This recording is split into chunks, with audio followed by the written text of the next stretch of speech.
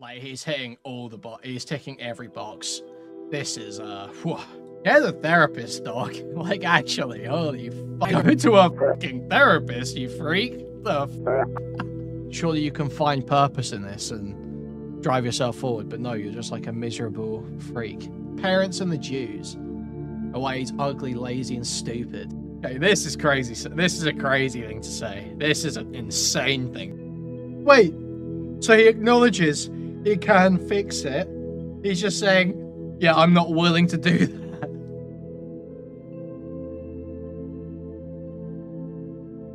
But people are desperate. Here it is. The miserable, lonely mind of a YouTube Nazi incel. Deconstructing synthetic man. So this is probably one of the rare cases where I probably would agree with the characterization of Nazi incel, to be honest. I mean, not agree. Probably not Nazi. I'd probably be more specific with who's a Nazi. But I mean, he's pretty, you know, this is the guy who sits there. He literally just unironically cries about race mixing in shows. Like, not just like, oh, this character was changed to be black when they weren't before, but he's actually like, oh wow, really? You're showing a white woman marrying a black guy? Wow, really? Wow, that's like, that's the level he's at. So, so I probably would go pretty close, maybe like racist incel, maybe not Nazi incel. However, obviously this is made by an LGBTQ YouTuber, so I expect most of the points in this to be kind of in service of this. Let's take a look. For to take me down by any means necessary. I mean, this dead domain video could be the spiciest that people have seen in a long time. Most people are not autistic enough to go through my live streams to find out that I'm actually like an edgelord alt-right type of person. Please, dead domain, take the stage. The last thing I want to do is waste my time watching your content. You can waste dozens of your hours making a giant hit piece. I stand behind everything I've ever said. I stand behind everything I've ever said. Pyro, Funko Pop, right? I have a few amiibos too. It's like whatever, Synthetic Man's a soy boy. My mom just got here, so I might see if dinner is an option, or if I'll have to make my own tendies. Want me to do like a... Oh. There's not nearly as many of black male, white female as you would think, by the way. The toucan propaganda. Some of these cuckold subhumans need to stop watching their gay porn. I'll drink a little bit more. I think that's what you guys want to see. It weirdly also combines with my strange fascination with eugenics, because the idea of Fuda is some kind of like alternative Ubermensch. It's a butt plug. Uh-huh. What? The fuck? What did he mean by that?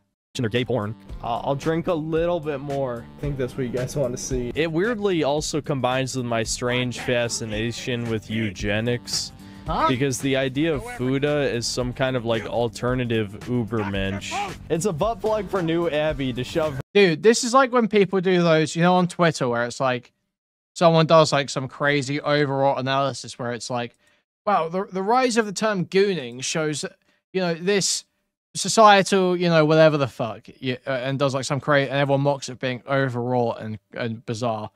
It's like the exact same thing. Yeah, I think I like chicks with dicks because I'm just like into the idea of an Ubermensch, you know. Okay, dude. All right, bro. Her giant food, a cock in my ass. That's you what have to Chud do says things too. worse than Hitler to fix what's happening right now. Considerably worse than Hitler. Okay. An affirmative action hire, blah, blah, blah, blah. You know, f you. Kill. Kill. It's time to make it stop. Nobody says bigotry except subhumans. See, like, it's just, like, it's guys like this. It's always worse than Hitler. You have to do things worse than Hitler to fix... pathetic, dysgenic, freak, lonely loser saying shit like this. This is exactly where that Hong Kong retard who used to come into chat gets all this shit from. Everything's, oh, we have to do things worse. Like, we have to literally kill, like, so many to fix everything. It's, like, so pathetic. It's so gay. To shove her giant food, a cock in my ass. You have to do things worse than Hitler to fix what's happening. It's like, we get it. We get it. You're not getting laid. You hate your life. You're miserable. You're lonely. We get it, man. No one has to die. Her giant food account. No one's gonna die. You have to do things worse than Hitler. Nothing will to happen. fix what's happening right You now. will just be miserable and lonely and die alone, probably by your own hand. Considerably worse than Hitler. An affirmative action hire, blah, blah, blah, blah. You know, f you. Kill. Kill. It's time to make it stop. Nobody says bigotry except subhumans. Literally, people who should be executed. Every single one of them, without exception. They need to face the wall. The pendulum will swing back when Larry Fink is decapitated on live television. Birth control with your hormones, and it's made women attracted to twinks. Maybe this next hit piece is that the excuse? YouTube to do something about me. I'll be birth control.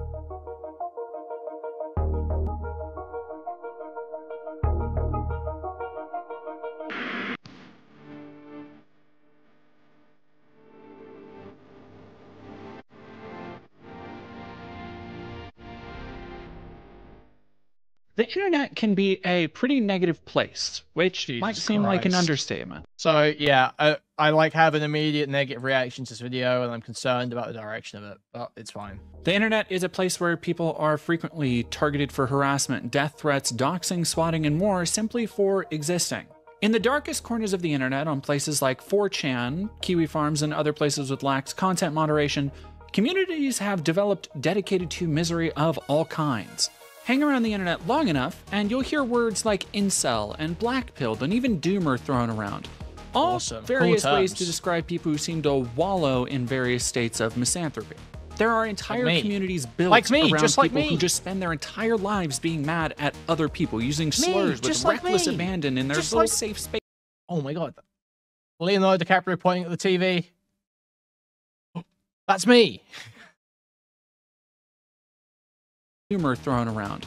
All various ways to describe people who seem to wallow in various states of misanthropy.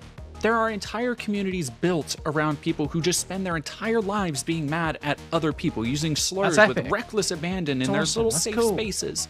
Now, it shouldn't be too surprising that these websites are replete with racism, conspiracy theory, violent rhetoric, and various bigotries to aperitif, the slurs.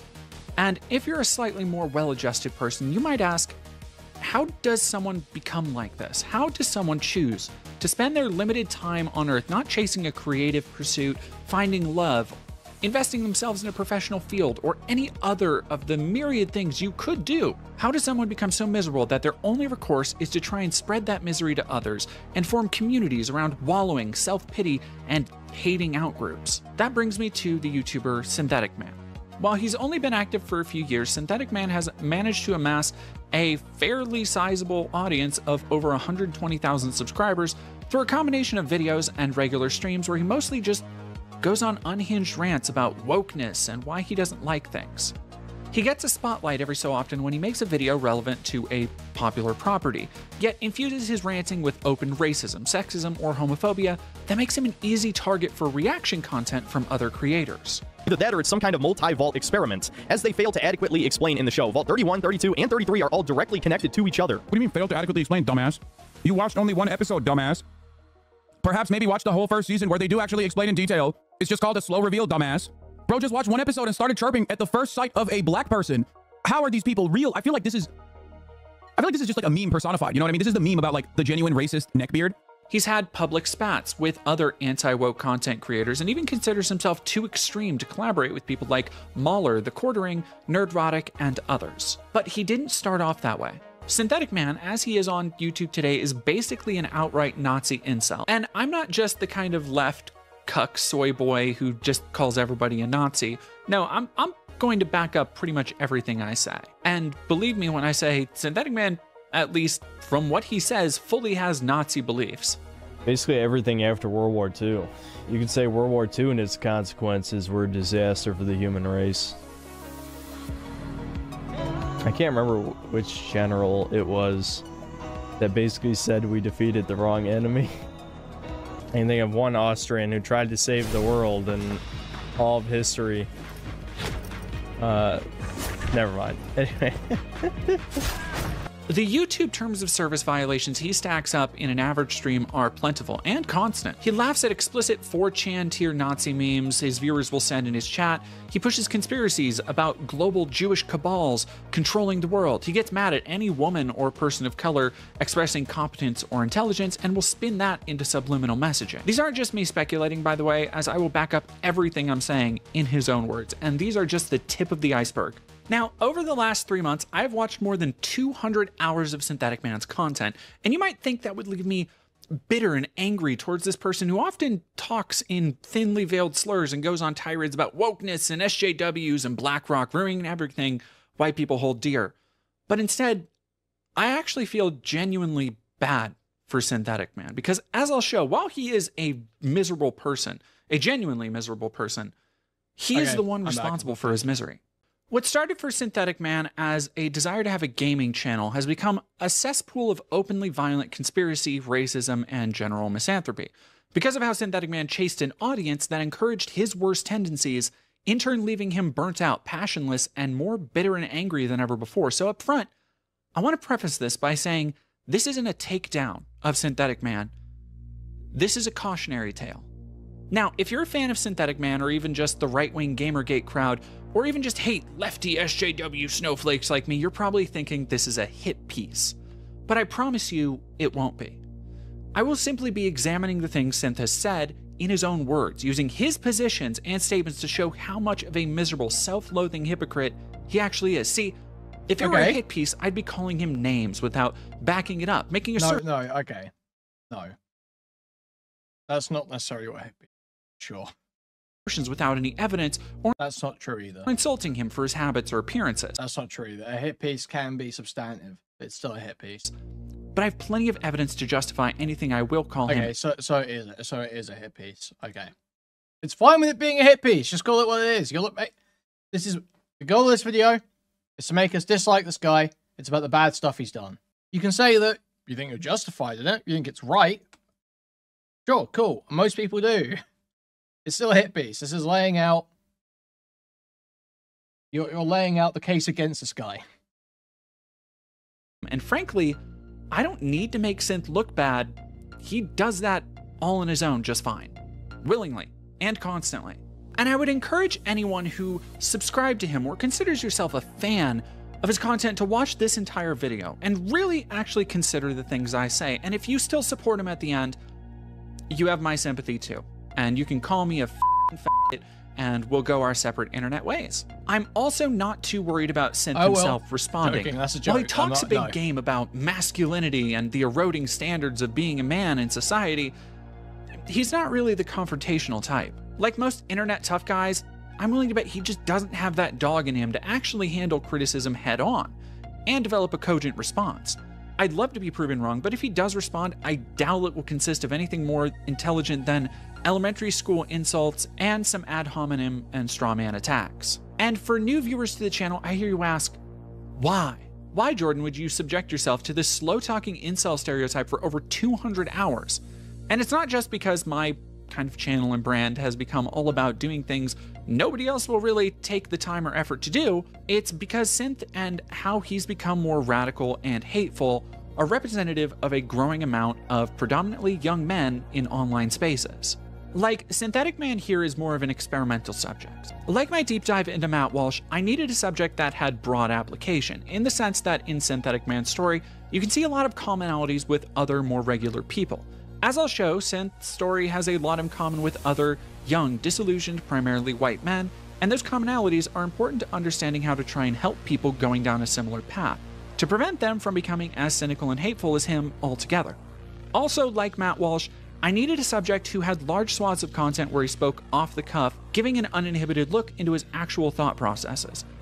As with any good observational study, I needed a large data set to work on, and Synthetic Man's variety of late-night drunken streams where he's goaded into racist, unhinged, and occasionally violent rants from his audience made for a perfect data set. Synthetic Man very rarely has a filter, and that makes him, at the very least, a degree more honest about his racism, sexism, and various bigotries than some of his contemporaries. There are plenty of other rambly, ranty... Okay, don't make him sound too fucking cool, alright? You're selling him pretty hard here, okay? What, you mean he gets drunk on stream all night and launches into racist, violent rants? I'm subscribing. The anti-woke dweebs in this pop culture and video game focused side of YouTube, but dorks like the Quartering are too invested in their grifts to really be honest. They're focused on building a platform, expanding into a business, a podcast, selling shitty coffee and mugs, to the point that they basically only have the grift to hang on to. They pump out dozens of videos weekly to get the maximum amount of views on hot button issues with next to no effort put into any of their content. And then there are the wannabes following the formulas of the Quartering, Mauler, Nerdrotic, Heel vs. Babyface, Melanie Mac, and dozens of others, posting ranting outrage bait that occasionally gets them noticed but mostly falls into the background. These C-listers like Rev Says Desu or Endymion or Furtanga aren't notable because, like the upper tier of grifters, they kind of just follow the line. They want to get those sponsorships, they want that paper, so they will be anti-woke, but won't say anything too terribly upsetting. Which brings me back to the reason for picking Synthetic Man specifically. He doesn't have that same filter. While he'll still shill for useless products for sponsorships, at least while companies still wanted to work with him before he became too toxic of a name, he long ago stopped trying to censor his views. Well, I agree with a lot of those people. I just fucking hate this concept. But everyone who's like anti-woke has to be it's just so gay. It's so gay. Everyone's anti-woke has to be a grifter. Yes, there is a segment of these like anti-woke grifters. Yes, everyone can see it. We can all see it. There are plenty of just normal people who just see like things that seem a bit too far out of their set of beliefs or have fundamental disagreements with the beliefs of communists or socialists or gender abolitionists. And so, and they will push back on the disagreements with the disagreements that they have. There's plenty of just normal people that are just like, but no, it's always all the anti-woke grifters who are, you know, anyone who's anti-woke is actually putting a filter on what they're saying. They actually really just want to be screaming the N-word into their microphone non-stop. That's actually what they all want to be doing all the time, just like Synthetic Man. For reasons we will see soon. They actually support Hitler. They actually think that worse things than Hitler must be done, just like Synthetic Man. No, come on. Where some channels might just dance around blaming Juice for society's issues, Synth will just go on unhinged tirades about it. Devontae. And your audio is out of sync with your video. You're a 100k sub channel. What type of grifter are you then? Hey, thanks for $5. Will the rainbow representation ever go away or die down? Is it possible to go back to the 2000s level of games? You'd have to fire every leftist working for the game industry right now, and of course somehow we have to beat the influence of a certain toucans from space. We have to somehow, they have to pull out their funding and you fire every leftist. That's just not gonna happen. Both those things are not happening. Omega Supreme W Cheese, like, America's the center of the world and we're against our will, because I don't think any Americans actually want this, but our government is imposing themselves on the globe, right? And it's not, again, it's not even our government, it's the people puppeteering our government. Wait, Americans do want America imposed on the globe. The fuck are you talking about? They do want that. Even if they don't explicitly want it, which most of them do explicitly want it, they want the benefits that come from it. They want the benefits of having an American hegemony, obviously, like most people in the Western world do right now. Who are not Americans. I mean, they are maybe born here, but you get the point. Israel is doing it. It's not America's fault directly. So Israel puppeteering America is enforcing American culture on the globe. And in case you ever thought he was subtle, here's the thumbnail he made. What an insane level of delusion to be under. What an insane level of delusion. Made for his now delisted Last of Us 2 video that you can only find on Rumble. Where some channels might debate the merits of black or strong female characters and hint at ideas adjacent to white replacement or social engineering, Synthetic Man will concoct elaborate narratives around these conspiracies. Creating a slave race that will never stand up to their masters. That's why the golem, if you've ever heard the golem like analog, allegory, whatever you want to call it. Again, you got to be careful about my words here. But they want to create a golem race, essentially. A slave race of people who will make society function and it's a sustainable population, low IQ, right? And they just, I don't know what they've figured is a good number. Let's just say, for the sake of argument, like 3 billion people. If they reduce the global population to 3 billion, really is an ugly dumb guy. people who will just, Unfortunate. and it's not just about fucking equity, okay? Let's say, hypothetically, you were trying to create a race of mongrel slave people with double-digit IQs. While you believe you're the best ever, you're God's chosen people, right? You need to encourage the creation of the mongrel slave race. So what do? Okay, well, one, you show as many interracial... Is that how you see yourself, as the mongrel slave race? Is that how you see yourself? All right, man. Couples as possible in media. Every single commercial, every single TV show, that's one thing. Another thing, these people who, for whatever reason are considered, at least on average, to be the most attractive people, well, they also coincidentally are too intelligent and they have too much ingenuity, creativity, all of those things that could be a threat to you. Well, if we simply stop giving them jobs, they can't feed themselves. They're poor. Women, unless they're extremely high above average in terms of looks, women are not going to date the poor white guy over the diversity higher dude who's making more money, right? Unless he's hideously ugly. The point is to bring things to a balance. Guys, we need to make another rich Jewish person right now. Okay, guys, my golems in chat. Okay. I'm coming to you at a time of need. We need to make another rich Jew. Okay. Guys, we have 400 potential golems here right now. Okay. Only 180 likes. Isn't that fucked up? Isn't that crazy? You've turned on me. You've turned on me, just like the mythical golem. Okay. So please, if you're sitting there, not doing nothing, freeloading, doing the bare minimum, in the absolute bare minimum, and not even doing that, in fact, totally freeloading, would you mind, just please, moving your cursor to the like button, clicking it, or pressing the thumbs up on your mobile device? Now, if you want to take this point even further, there is a pinned chat message, okay? And in that pinned chat message, there's a Stream Elements link. If you click that, you can donate to me directly. Now, you can also support me in other ways through YouTube, such as by buying a membership, gifting a membership to someone else, gifting a membership randomly to a whole bunch of people. You can buy a super chat, which will highlight your message and read it on TTS. Or you can buy a super sticker, which will buy a YouTube image or GIF, and then highlight that in the chat, which I'll then describe to you. You can also go to discord.gg/Kuihman, twitter.com/Kuihman, reddit.com/r/Kuihman. Thank you. It never happened. It's a fake. It's fiction. It's an urban legend that never happened. Combined with a channel well over 100,000 subscribers that has some videos reaching well past 500,000, and this makes Synthetic an ideal channel to deconstruct because when you actually look at his uncensored opinions, he basically has been allowed to spread 4chan style hate unchecked on YouTube's platform. The reason I've picked him isn't because I dislike him in particular over other people, it's because he's uniquely masked off in ways very few of his particular niche of content creators are. That's not to say I think every anti-woke channel is harboring genuine Nazi beliefs. Synthetic certainly is, as I have shown and will continue to prove. But for their part, I think people like The Quartering are your standard mainstream conservatives, probably, possibly alt-right ding-dongs. They know to toe the line to maximize ad revenue, yet still draw in a political audience. They...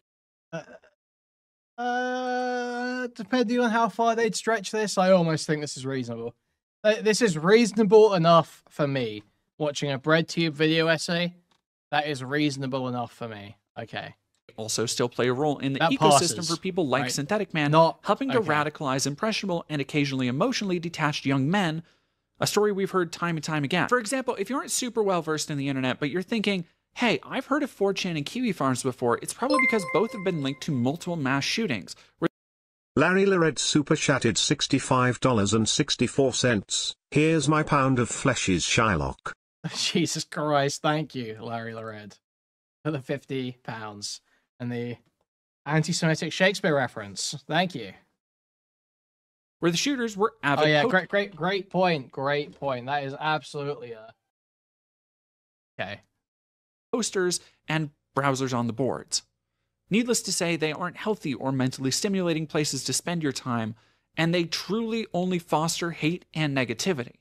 Now, with the rise of the new half-assed Gamergate 2 movement, we've seen a new legion of people willing to harass and send death threats over very important issues like how big a video game character's tits are. And with the growing footholds of movements like Groypers and the alt-right on places like Twitter, gaming has once again become an unsuspected ideological battleground where everyday teens and young adults are being inundated with hateful ideology, like the literal Nazi talking points Synthetic Man all but encourages from his audience. If you think I'm joking, by the way, Nazi jokes and explicit anti-Semitism and hate speech are regular occurrences in his super chats. People pay to have him read them out. Like a super chat advocating shooting all black people, Jews, and gay people. Exemplified we would never by do that, emojis, right, guys? to which Synth simply laughs. That's a random name. Thanks for $5. I usually enjoy your content, but giving platforms to meanies where I draw the line. Also, squirt probably shoots. Shoot all.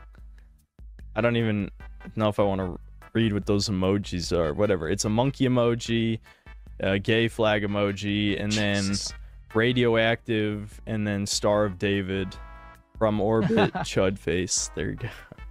Okay. Followed on the same stream, by the way, by a super chat that donates $14.88 while blaming Jews for all their ills. OFN, thanks to the 14 sorry, Canadian. You just, I can't do the super chat criticisms. Like, really, I can't do these. In 88 cents. Every time I read that, I have to say it slowly.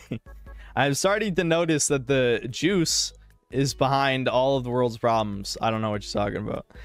Oh, and his super chats also make violent threats towards other content creators, like this recent one of Moist Critical, aka Penguin. Okay, but I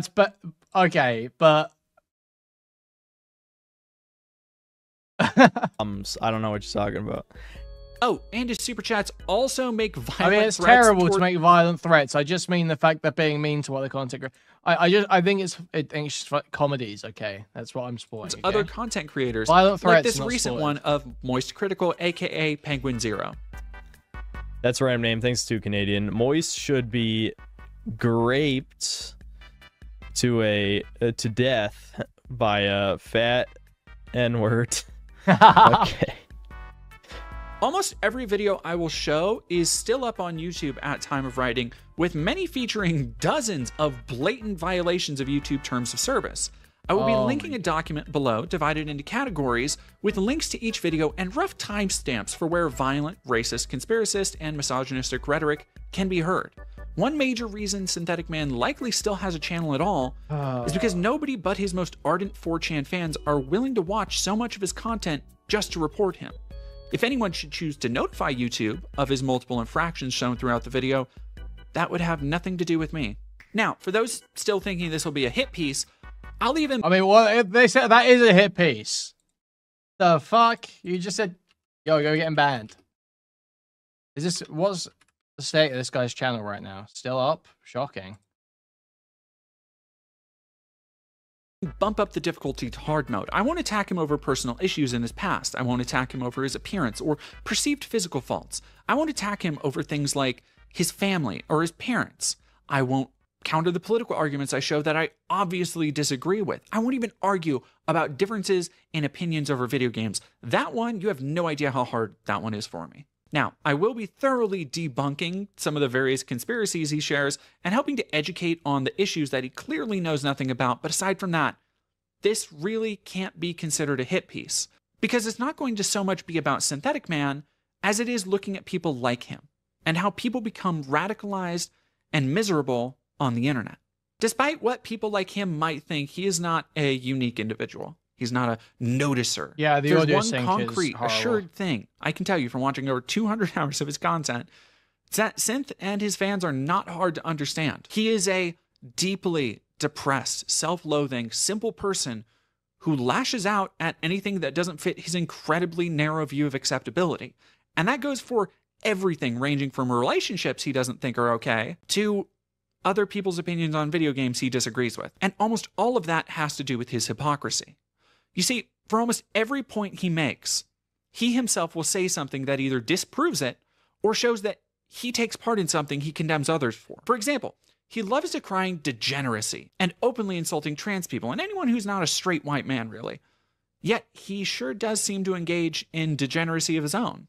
Bro, I don't even know. It definitely is some kind of weird psychological damage. Because it's like, it weirdly also combines with my strange fascination with eugenics. Because the idea of Fuda is some kind of like alternative Ubermensch. Starting off strong. This is a good starting point, I feel like. Being also like sort of ties into the fetish, because typically how Fuda are depicted is some kind of like superior mix of the sexes, the best traits of women while also having like a penis and usually also a vagina. I don't know, man. It doesn't have to make sense because it's not. Is he implying that? Is the implication there that they've got the best traits of the woman and then the best trait of the man, the penis? Is that what he's saying there? Because he just said the best traits of the woman and then the penis. Damage. Because it's like, it weirdly also combines with my strange fascination with eugenics. Because the idea of Fuda is some kind of like alternative Ubermensch being also like sort of ties into the fetish, because typically how Fuda are depicted is some kind of like superior mix of the sexes, the best traits of women while also having like a penis and usually also a vagina. I don't know, man. It doesn't have to make sense because it's not real. It's a god damn it. Yeah, whatever. It's a butt plug for new Abby to shove her giant Fuda cock in my ass. There you go, I said it. You guys gotta stop her, damn it. Yeah, sense because it's not real. It's a god damn it. Yeah, whatever. It's a butt plug for new Abby to shove her giant Fuda cock in my ass. There you go, I said it. You guys gotta stop jerking. This guy is on live talking about getting fucked in the ass and then calling other people degenerate. Okay. Jerking off to porn. I'm a living example. My head only is filled with disgusting shit. Dude, it's every time, every guy that goes on like crazy hard about how porn is destroying society, it's put by the Jays to destroy society. It's always because they are the ones, they are the weirdest motherfuckers. It's always the weirdest motherfuckers, and they're just trying to rationalize why they're so fucked up and ashamed of themselves. Because they're so fucked up and gay and ashamed of themselves. Thinking fucked up gay shit in their fucked up head. It's so crazy. Now that's just a little taste of what's to come, so stick around, because those are fairly low ranking on the list of the dumbest shit he's said. He asked 4chaners he'd stay their ass inside. I will get to his background and how he became more radicalized in a bit, but first I want to tackle how Synthetic Man is a hypocrite, because I think showing the examples of his thinking and how he goes out of the way to avoid accountability is foundational to understanding how someone becomes like him. It's a combination of a deep lack of curiosity and a lack of taking any accountability for one's actions. And when I say hypocrisy, I want to immediately say I don't mean the things he's gotten mad at others for criticizing him for, like constantly blaming casual gamers, yet getting called out that he just buys casual type games to play on stream. Because that criticism is petty and beneath me. No, I'd much rather show how Synthetic Man, despite quite literally claiming gaming as a hobby, calls himself a hardcore gamer and getting mad at anyone who doesn't match his arbitrary definitions, is actually not that well versed in the games he plays. He is a casual gamer. Now, most of Synthetic Man's content revolves around video games, and he seems to see himself as an authority on the subject, based solely on how often he unilaterally declares people who don't agree with him to be wrong, or more commonly, subhuman. Fuck journalists. Fuck Discord subhumans. And people are like, do you have a Discord? No, I don't have a Discord. You might think to yourself, surely with a channel dedicated to video games, Synth has some real expertise in gaming. Surely he's played hundreds of games. Well, no. See, the thing about Synthetic Man is he feels qualified to speak on things he really knows not that much about. For example, here are just a few of the iconic classic games he's never played. I feel like almost every stream I get asked, like, have I played X game like a million times? There are a lot of games that I haven't played that I probably should. Have you played American McGee's Alice before? No. I would like to play more of them, since I only finished 10. I haven't played the Devil May Cry's either, Shonda. I played Turok 1's re-release on Steam for a while. I kind of got bored. I might just skip it too. Have you played any of the Shantae games? No, trailer, but I never played Jet Set Radio. Play Need for Speed Most Wanted 2005. No, I don't really play those games, but like RTS games, I don't play those, but I could try it. I didn't play Hitman 2 or 3 of the new ones. What has this guy played played? The original Super Mario RPG, so yeah, I kind of want to play the Xenosaga Saga games, even if they end up not being that good. That'd be okay. I never played Control. I know some. Pathos, I just finished the game the other day. You can't say Pathos. I literally just finished. I just beat Sonic Generations like 2 days ago. I can pull it up. I can show you. I have completed the game. Well, I've cleared every stage. It's done. Okay. People recommended it to me. Admittedly, I still haven't played Morrowind to this day. Morbid friend, thanks to the €5. Why'd you stop at the 2B playthrough in Nier Automata, the third playthrough? I am ready for the Sunday match whenever. If Sunday's around tonight, something can come on tonight and we can do the Sonic Adventure match.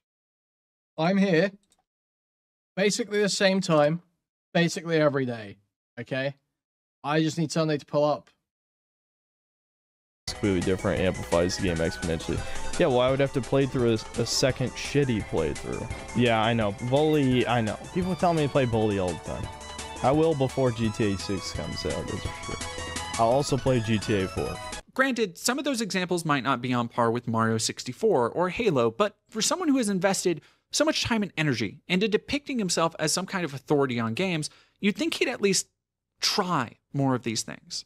A growing point of recent frustration in his community is that he really just plays the same kind of games over and over, those being open world slop that he never stops complaining about, games from his childhood that he never stops sucking off, and the woke slop that he forces himself to trudge through so he can prostrate. Wait, we're showing his Kiwi Farms thread right now? Is that what this is? Open world slop that he never stops complaining about, games from his childhood that he never stops sucking off, and the woke slop that he forces himself to trudge through so he can prostrate so it much for not a his hit audience. piece. Does he actually go out of his way to play any games other than the AAA releases he's always bitching about, yet always seems to buy and play? Or his nostalgia fix and random regurgitated open world slop he sees? You don't get, sorry, you do not get to put posts about someone from Kiwi Farms in your video and then say it's not a hit piece. Be fucking serious. Seemingly loathes, yet can't get enough of. No. Already you can see some of the hypocrisy here, and how Synthetic Man is quite literally just making his own problems to complain about them. On the Synth dedicated Kiwi Farms praise thread, people are mad at him for not playing more diverse games, though they also note that it's probably because they don't think he's skilled enough to play games like Ninja Gaiden and Devil May Cry 3. This is interesting because he did get bizarrely touchy over criticism of his video on Doom Eternal, where he complained it was too complicated. Because you wasted, hundreds of hours or whatever getting good at a game, again, does not make your opinion any more valid than mine. I still beat the same thing you beat that I'm talking about, and I didn't like certain things. And learning... Did you ever play one? No, I should play one. Stupid mechanics that I think are exploits, like hot swapping all these different guns and different cooldown timers and throwing in frag grenades, ice grenades, blah, blah, blah, blah, which I do that stuff, I just don't do it well enough because my reflexes just aren't fast enough. I'm not good at, quick reacting to a situation as much as some of these people because the game's just too fast. The game's too fucking fast for me. If you wanted to boil down a lot of my complaints to Doom Eternal, I literally just think it's too fast. Despite making his channel to ostensibly cast light on classic games, he's kind of just bad at game criticism in general. I beat Ninja Gaiden 2. People here know I beat Ninja Gaiden 2, and then I was playing it through on the fucking extra difficulty that unlocks afterwards. So shut the fuck up. I beat Ninja Gaiden 2. Goofy, Not just taking criticism. Oh, the fucking True Ninja Mode or whatever the fuck it's called. Fucking idiot. Shut up, Michael Walsh in chat. Synthetic Man has never been able to just say, hey, this game isn't for me, or more tellingly, is never able to break down why gameplay systems interact with each other, how encounter, environment, or gameplay. Wait, was your Sonic gameplay just trolling? What do you mean troll? What? Guys, we're gonna do this. We're doing this right now. Okay. Where is this? Where is this? Important stuff. Very important file. I can't find it. Oh, here it is. What do you mean trolling?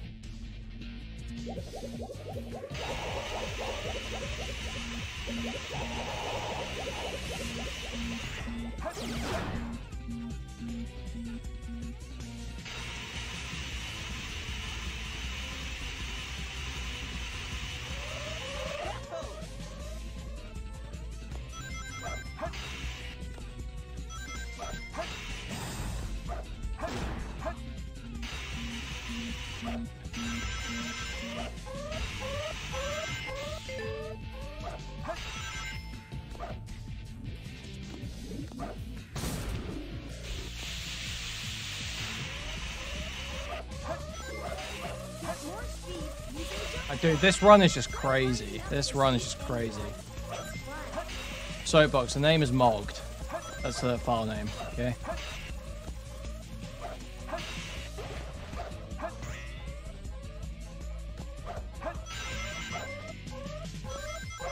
Dude, this is just crazy. I got so schnasty with it here. So schnasty.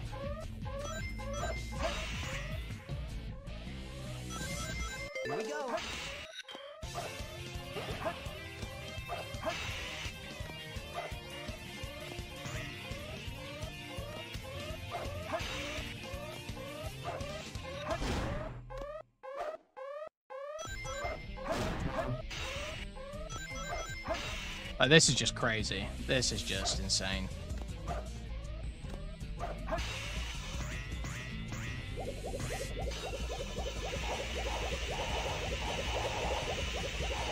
And yeah, we will watch the whole thing. Okay. Play design contributes to his criticisms. Instead, he usually just hand waves away everything, even when it reveals his own ineptitude with the gameplay. In the process, no way playing Sonic gameplay just crashed all my shit. There's no way. That's crazy. Do I have a bunch of shit open in the background? Is that the problem? It might be. Fuck's sake. 1 second.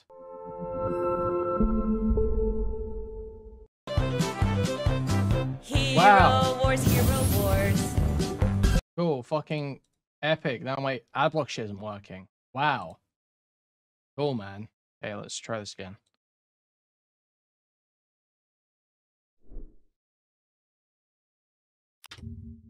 But people are desperate to Here we go. Take year because, like, fuck you. Now, DSP woke joke of a DSP moment when he fucks up on stream, a reference to the infamous internet lolcow Darkside Phil. For his part, Synth seemed to be in on the joke until recently, where I think he just got so mad at people calling him DSP and son of DSP that he just banned it from the chat. Again, not great with criticism. Now, these might seem like a bunch of pithy points, but I promise they are going somewhere. I bring up gaming first because that is what Synth constantly claims his channel is about, that he just wants to play games. He doesn't want political arguments. But I don't even have a fucking political opinion. I just care about video games. That's it. Caring about video games. Right, how can this guy claim that, bro? Okay. It's being right-wing and correct. You are actually an extreme. He's actually just like we've heard him talk. He's an extremist. He is. By like current standards, this guy's like an extremist, right? He believes he's anti-race mixing. He believes things worse than Hitler would need to be done to get the world back to where it needs to be.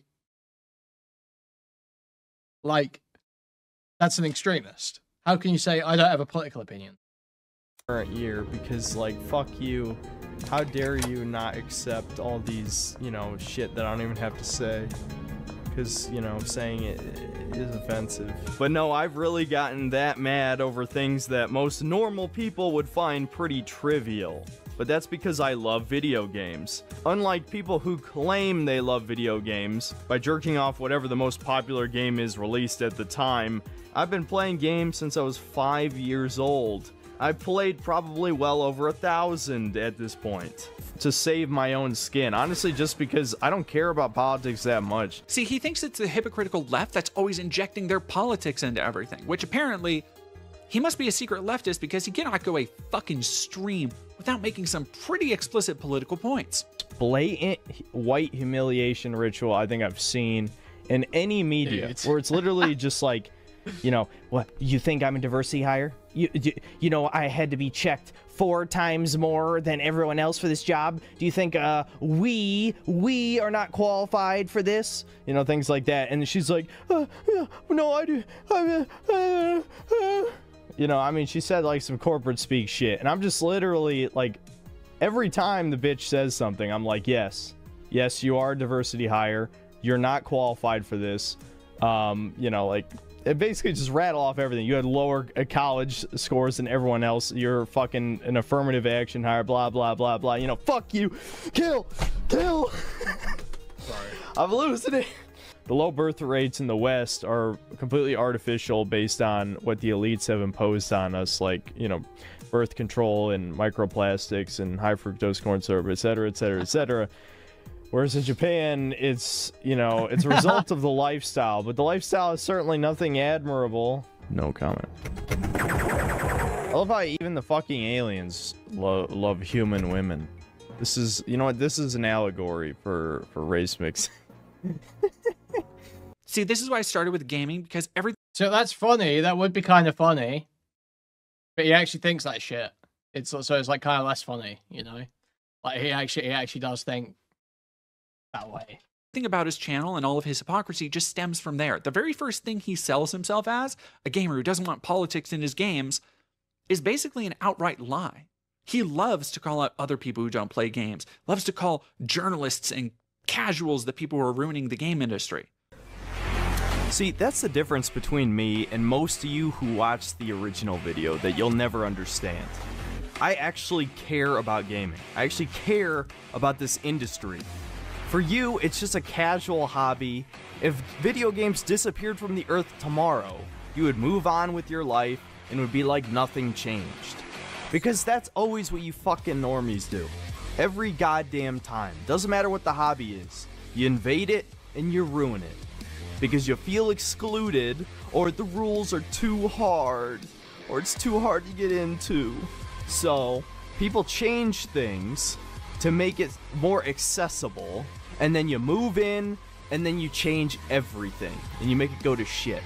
And it's the same exact thing with the fucking feminists, leftists, SJWs, cucks, beta males, whatever you want to call them. It doesn't matter what buzzword. The group of people who are perpetually offended and ruin things with their politics. Their ever-changing politics, ever-changing rules. Constantly more fucking rules. But look at what he plays. He's the casual player.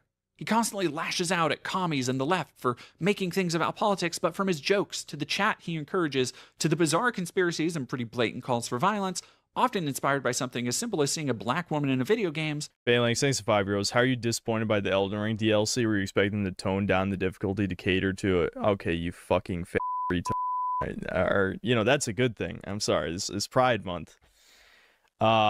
You have dog shit taste. Absolutely an embarrassment. Are you kidding me? If the only thing you like about Souls is the difficulty, you're not a fan of Souls. You're not.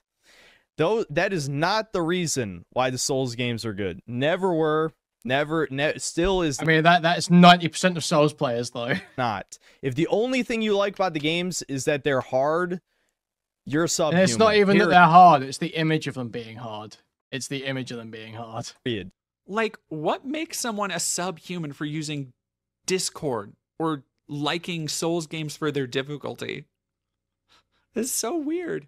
I don't want to get too off track here, but it is bizarre how limited his lexicon of insults is for someone who spends so much time on 4chan. Like, he should have an arcane tome Yeah, full exactly. of racial Prepare to die edition. J-Jokes gets it, man. slurs nobody's heard since the Ottoman Reddit as Empire. fuck. And the best he can do is just to call someone by the social media they use. Second best is usually call them a subhuman or a degenerate. Like most things he does, it's just so toothless and lame. The same goes for words like leftist, liberal, and communist, which, by the way, he uses all three interchangeably, probably because he doesn't know the difference, but also because he has to immediately label any dissenting opinion based on politics. For him, it's practically reflexive, like flinching. Most of the time, he has to make up political alignments and conspiracies to inject into his rants. Like, there can be no political statements made whatsoever, just a woman or person of color, and this will be how he reacts. Dude, how do these keep getting made? BlackRock, this is how we, never mind. I'm not gonna Fed post. But if you just look at history, I'll put it this way. If you look at human history, when one man decides enough is enough and does something, okay, it would have happened by now. We are all domesticated soy boys in comparison to the Giga Chad of the past. Uncle Ted was right. Goddamn, we need the new Uncle Ted. Come on, there's gotta be. BlackRock needs to go down. Like, no one's buying this. There's only so many times they can get woke and go broke before people realize, this money's coming from somewhere. And they seem to have unlimited money. It's almost like voting with your wallet isn't enough, okay? He just sees a woman or a person of color in his chat, brings up a political this point, guy's, like, and he goes off with retarded as very fuck, little bro. self-restraint. He cannot help himself but to bring up politics constantly, and for a portion of his fan base, that's why they watch him, for his based takes. And you can go to his Kiwi Farms thread to see them say as much. His chat often goads him into these political tangents, and seemingly pushes for more violent and unhinged rhetoric, especially during his drunken streams, but I'll get to that in a moment. First, we gotta keep hearing about how Synthetic Man is everything he claims to hate and be against. Let's get back to his opinions on the leftist commies ruining games who want to push their political ideologies on everyone. This is what happens when you live in a far left echo chamber and have 4 years. Everything you see is propaganda, but they're essentially just people who bitch and complain about anything that isn't leftist propaganda all day, and that's their entire life. They don't consume product because they're all fucking broke. They live with their parents, they're unemployed, and all they do is surround themselves with people who think exactly like them all day. That's all they do. Now, you might be asking, why does this make him a hypocrite? He's just making fun of losers who still live with their parents and have no experience in the real world. Because, like everything else I've listed so far, Oh, no. the things he's getting mad at just describe no. him. No, I just don't have nearly the bills most people do, because I'm one of those people who lives with their parents. Well, I live with my mother, not my dad, but you know. Oh, brother. Job, yes. Full-time, Oh, definitely brother. not. In the sense that, I mean, it's full-time in the sense it's my only form of income, you know, kind of. I don't know. I mean, it is. I'd say it is. We'll just say for the sake of argument, it is. But I don't work full-time by any stretch, no. I'm a lazy motherfucker. Yeah, broken home, stuck there, racist, miserable, incel. Like, this is, like, he's hitting all the he's ticking every box. This is whew. I do, you know, what it takes. Exact the amount of effort it takes. He's never really lived anywhere but home. He's 29 or 30, hasn't had a real job in years by his own attesting. By the way, this is not me speculating. He basically spent his This is entire like, life. this is the type of guy. If this guy didn't make it in streaming and like making YouTube videos, he would absolutely kill himself by that. Like that is the path this guy was on. Sure. Like, was he doing anything before streaming, or was he working like dog shit jobs? Life just playing and caring only about video games. If that guy was washing dishes, he would kill himself. You should have a full-time job and this should be your hobby. That's just not gonna happen. Because first of all, I'm way too lazy to do a real job. Second of all, no. most people who have real job, if they make quality content, can't make the video. Like, look at how many videos ER released this year, and you wonder. I mean, everyone wants to be a perpetual child. I've been doomed to this existence by bad parenting, partially, but also. Oh no, dude. Oh god. ER released this year, and you wonder. I mean, everyone wants to be a perpetual child. I've been doomed to this existence by bad parenting, partially, but also a lot of bad choices I made. Like everything. I'm doomed to being a perpetual child because of bad parenting. Imagine actual grown man talking about how fucking the Jays are feminizing men through media. How the white man's being downtrodden. Sitting there crying, blaming his parents for him desperately wanting to be a perpetual child who will never grow up and then take on any responsibility. Oh my god. Thing with Synthetic Man, he has a double standard here. Practically the only consistent thing about him is his hypocrisy. While he fully admits that he's too lazy to have a real job, he doesn't take any of that responsibility on himself, instead blaming his parents for what he calls learned helplessness. This is a misappropriated psychiatry term that he basically uses to justify his ineptitude. We will talk more about this plenty later, but for now, it's worth pondering that when this laziness is brought up to him, his defense is that nobody knows what he's been through unless they've lived his life. When are you going to accept your parents are trash and teach yourself what you need to know? You can't do that. That's cope. I would love for you to show me. Dude, totally helpless too. Just completely helpless. I can't fix it. Bro. So weak. When are you going to accept your parents are trash and teach yourself what you need to know? You can't do that. That's cope. TJ, growing up is cope. Growing up and recovering from a maybe subpar childhood, which probably isn't even true because you're playing video games since age 5. But actually just saying, oh, I had a rough childhood. My childhood was kind of shitty. I literally can't do anything to fix it, bruh. Yeah, the therapist, dog. Like, actually, holy fuck. I would love for you to show me an example of someone with basically learned helplessness teaching them all the skills. Because every time I've heard something to that, they exaggerated their parents' issues. Because that just doesn't happen. At a certain point, it's just not gonna fucking happen. I think I know a few people like this. I have never met. Listen, I know some losers. I've never met someone who will explicitly say it's their parents' fault for them being like kind of a lazy fucking helpless loser, and also is like sitting there cursing the world and the Jays. I've never met someone who's hitting all those notes is like that bad. Therapy isn't for men because men want solutions, not validations. Women want validations. Yeah, well, I'll be honest with you. I wanted validation for a long time, but not from therapy, from my parents. I never did get that.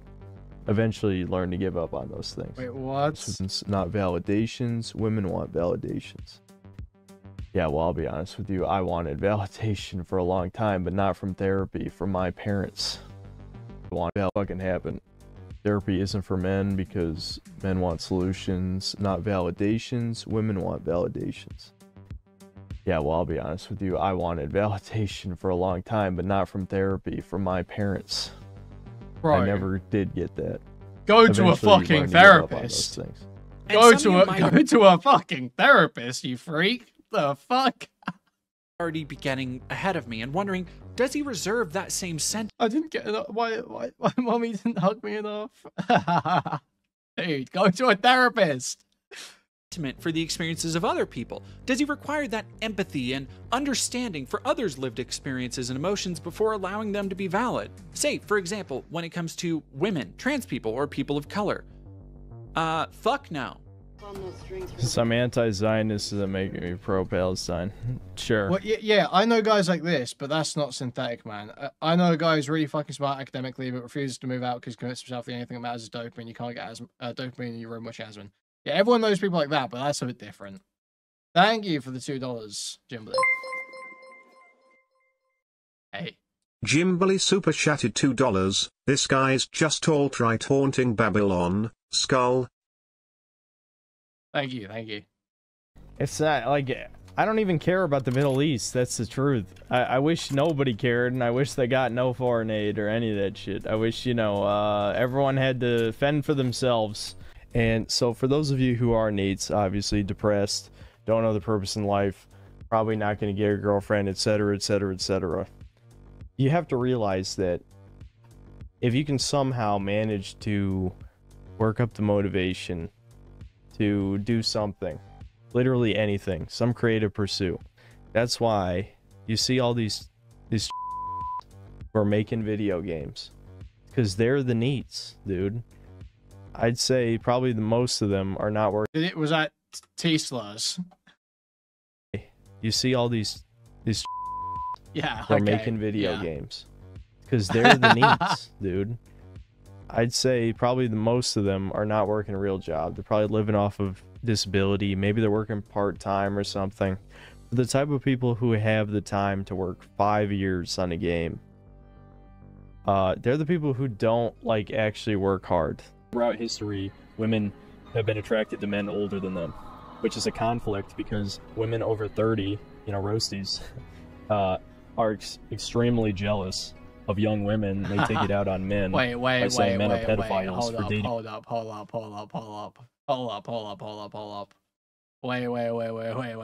Wait. Let him spit, okay? Because women have been attracted. They're the people who don't like actually work hard. Throughout history, women have been attracted to men older than them, which is a conflict because women over 30, you know, roasties, are extremely jealous of young women. They take it out on men by saying men are pedophiles for dating a woman younger than them when the younger women are seeking out older men. So this is why like these fucking anyway, never mind. We're gonna get into severe incel talk in a second. But the point is, these empty egg cartons are an extreme issue with online discourse. They need to be banned. They need to be like banned en masse because their opinions are corrupting future generations because they have nothing better to do. Nah, they have a lot of them have successful careers. You know, a lot of these women probably make more money than I do, almost certainly. Already, you can see how he won with that one. Nah, he won with that one for real. Synth is deeply insecure, lashing out at so many things, often with tired insults, but for everything he bases his channel and personality on, he is undermined by himself. He's the one who can't go to a game without injecting politics even when there are none. He's the casual who doesn't play a wide variety of games. He's the person who has issues with difficulty. And I know in the extremely unlikely circumstance he's made it this far into the video, like, come on, I've seen how he freaks out at being forced to watch a 2-minute cutscene, but if he's still watching, he'll likely be saying something to the effect of, but leftists say all art is political. Which is a true statement, but not in the way he thinks, where he believes leftists need all art to push a political agenda. Ubisoft claims their games are not political, which obviously is false. Their games are political. I don't want to get into an argument of everything is political, because that's something that commies... I don't know who this guy is, but he's a usual game bro that mess every game. That's just not true. This guy is like a actual borderline Nazi. Say, for good reason, you know, if you understand anything about communism or socialism. And if you want to get into like bitch boy semantics, which is something I like to do a lot, yeah, everything is political, technically. But that's not what people mean. They just don't have the words to describe what they mean. And as society has made the slow march into making literally everything political, with many people simply telling you that everything is political, yet out of the other side of their mouth also telling me that I'm making things political when everything's political. So figure that one out. If they didn't have double standards, they'd have no standards at all, right? But obviously The Last of Us Part 2 is probably the most infamous example of being unable to escape propaganda in modern games. Despite the fact the apocalypse took place in 2013, which is a few years before the trans movement even started, one of the major characters in the game, Lev, is trans. When people say all art is political, they mean that art is political because artists are influenced by the culture around them, which includes the political strife and developments of the time, or how those political developments have affected them. Quick tangent, but one of the best examples I can think of to illustrate this is Francisco Goya. Francisco Goya was a court painter of royalty in the 1700s Spanish works. We are smarter than this. We understand this concept. We do not care. And painting. It is concept all art being political. You can immediately tell how much they actually know about art and its themes, and how art is directly affected by the time and political climate it's made in. There are plenty of trends in films that reflect this, by the way. Economic anxiety is represented by the slew of haunted house horror movies after the mid-2000s housing collapse. Yes, everyone understands all art is political. Yes, we're all on the same page about this. Everyone's not retarded gets this. Yes, yes. Obviously, it cannot escape the political context in which it is made. Yep, okay. Such thing as a passing trans woman, that it's gay to like trans women, that they're physically repulsive. So he hates women with penises, you'd think. At Chud Logic? At Chud Logic? Unless it's an anime. At Chud Logic? At Chud Logic? At Chud Logic? At Chud Logic? You see, on Fudanari, because... You see, Synthetic Man is wildly transphobic. Basically doesn't believe there's any such thing as a passing trans woman. Replace the names. That it's gay to like trans women, that they're physically repulsive. So he hates women with penises, you'd think. Unless it's an anime. My experience with seeing women's cruelty, what made me food a pilt. Can it be? Bro, I don't even know. It definitely is some kind of weird psychological damage. Because it's like... It weirdly also combines with my strange fascination with eugenics. Again, like, food is something that really only works in anime. There's many fetishes that only work in anime. That's why, like, autists, weebs, whatever, always say 2D is better than 3D. There's a lot of ideas. Like, femboys are another one where it's like, if you see, like, the real feminine men trying to be femboys, it's repulsive to any straight person, no matter how feminine they try to appear to be.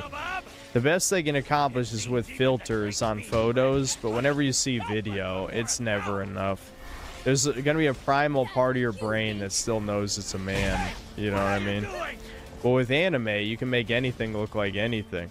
Husky, I said this earlier this stream, some fetishes are meant for only fiction, okay? I'm sure in like, I don't know, anime, I've said it a million times, anime can make almost anything appealing. That's the problem with anime. Anime is unintentionally helping the globalist agenda by being an art style that can manipulate the minds of the at least slightly autistic, you know, which I may be. That's what I'll say on this matter. Because of what he cites to be a porn addiction, Synth apparently does find trans people attractive just when they're anime girls with big cocks. Like, whatever floats your boat, dude, as long as it's not lolly shit and nobody's getting hurt, knock yourself out. I don't give a fuck. But if you're gonna say that food not... Wait, what's their argument against lolly stuff? I truly don't understand how, like, LGBTQ types can start, you know, talking about lolly shit. I don't get it. It's just cap. I feel like it's cap just to seem like you're not a pedophile. Which I get, because even normal people pretend that they've got a massive moral issue about lolly. Try and avoid the flack. So I definitely understand why a gay or a trans person would cap. But I feel like if you understand, like, all the other concepts around shit, then no excuse. Nari isn't trans, you're definitely wrong. Trans is anything outside of cisgender. The Fuda stuff is a point his chat is constantly making fun of him for. And, like, everything he says is kind of just cope that he got drunk once and admitting to liking Fuda muscle mommies. I mean, yeah, I'm a Coomer, but like, I don't even fucking really have a waifu. Well, Kuihman ultra instincted is actually defend Lolly there. It's so gay. It's just, I don't understand why everyone fucking acts like they actually give a fuck about this shit. And it's so funny as well. Because you always end up finding, like, everyone who pretends they give a fuck, you always end up finding a way to make them look stupid for it. If you try. Like, that's the whole Muta and Nux shit, right? Muta and Nux acting like it's all this, you know, crazy pedo shit. I mean, more Muta. It's like you can't pal around with a guy who's putting what you think is CP in thumbnails. But you obviously didn't give a fuck about it when you started talking to this guy. You just started pretending later on. Every single time. Every single time, I swear. He'll definitely grill me on the Fuda question. Well, that could be entertaining. I don't really care. Like, what do you expect me to say? It's just like, I'm a Coomer. What do you want from me? Openly have waifu? You're a Zoomer, bud. I was just joking. Nah, most of them actually just don't care, Jacob. Most of them actually are just faking it. Or at least they're like, maybe not faking it, but like motivated to say it and then just sort of do it. I don't have a waifu. And also, plenty of millennials have waifu. Something Milo quote. You fucking... Whatever the opposite of an internet person is, I don't know, third world, shit skin, I'm kidding. People are really gonna think I'm racist if I keep going that. Fast Mystery, thanks 20 pesos. Griffin thinks Poison is a Fuda you like. I think technically she's a she-male, so that would make her a man with, you know, extensive surgery, like a Brazilian troon, basically. I don't think... There's very few canonical Fudas in fiction. Real quick, one other point. It should not surprise you by now that Synth is like... The music in this video is kind of overbearing. Easy racist. Despite the fact that he did this very scientific poll to prove, specifically to me, like by name, that his chat couldn't be racist because they aren't all white. And I wanted to say I would shoot myself before I save a crimer. All right. See... This is what I'm saying. Like, in game sense, it's Indian. So this is not like some white guy being like, again, for the lurking leftists. This is an Indian saying this, okay? So if you're thinking like, oh, only white people are racist or whatever. No, I have a very diverse chat. In fact, if there's any lurking lefties in here, let's do a poll right here. Are you... Hold on. It's been a while since I've done a racial poll. Are you... white? There we go. So here you go. So all lurking leftist watch as my audience is more diverse than any BREADTUBER. Get shocked. Be about to be blown away at your own because I know you're lurking, especially a certain troon who's making a hit piece on me. Jesus. Make sure to get this for the video. This is so good. This is so good. You want to see how he constantly contradicts himself? Buckle up. You might think that's not how polls work. You're going to give an audience an end goal you want them to meet, and then they meet it, shockingly enough. Well, not only is there basically no way to do an accurate poll like this in this setting, but people who aren't white can be racist too, as evidenced by something that happened in another stream where a Mexican fan of his started posting anti-Semitic memes in the chat. So he even has fans in other countries and acknowledges that they're also racist. Just some guy in chat who's just talking about JQ shit out of nowhere. How many people in this chat just come here to fucking get on the soapbox? We know Klaus Mystery. Klaus Mystery. I should figure out how much a Mexican peso is worth, and it's like 20 pesos to $1.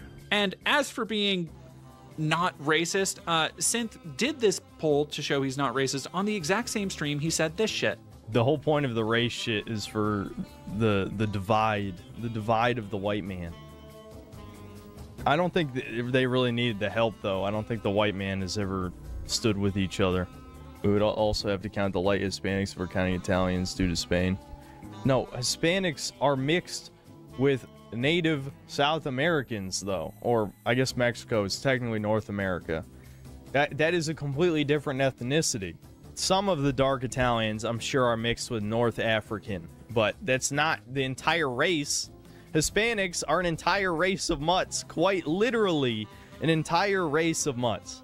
Now, that's not where this little polling saga ends, because in another stream, when his chat was pestering him about being Aryan Chads or whatever the fuck, he talks about if he did a poll, half of them would lie. Aryan is not a meme.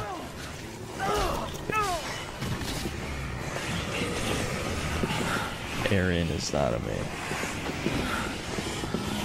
You motherfuckers aren't even blonde hair, blue-eyed anyway. If I did a poll, half you would fucking lie. And as a bunch of people have already told you, I know, the real Aryans weren't even German.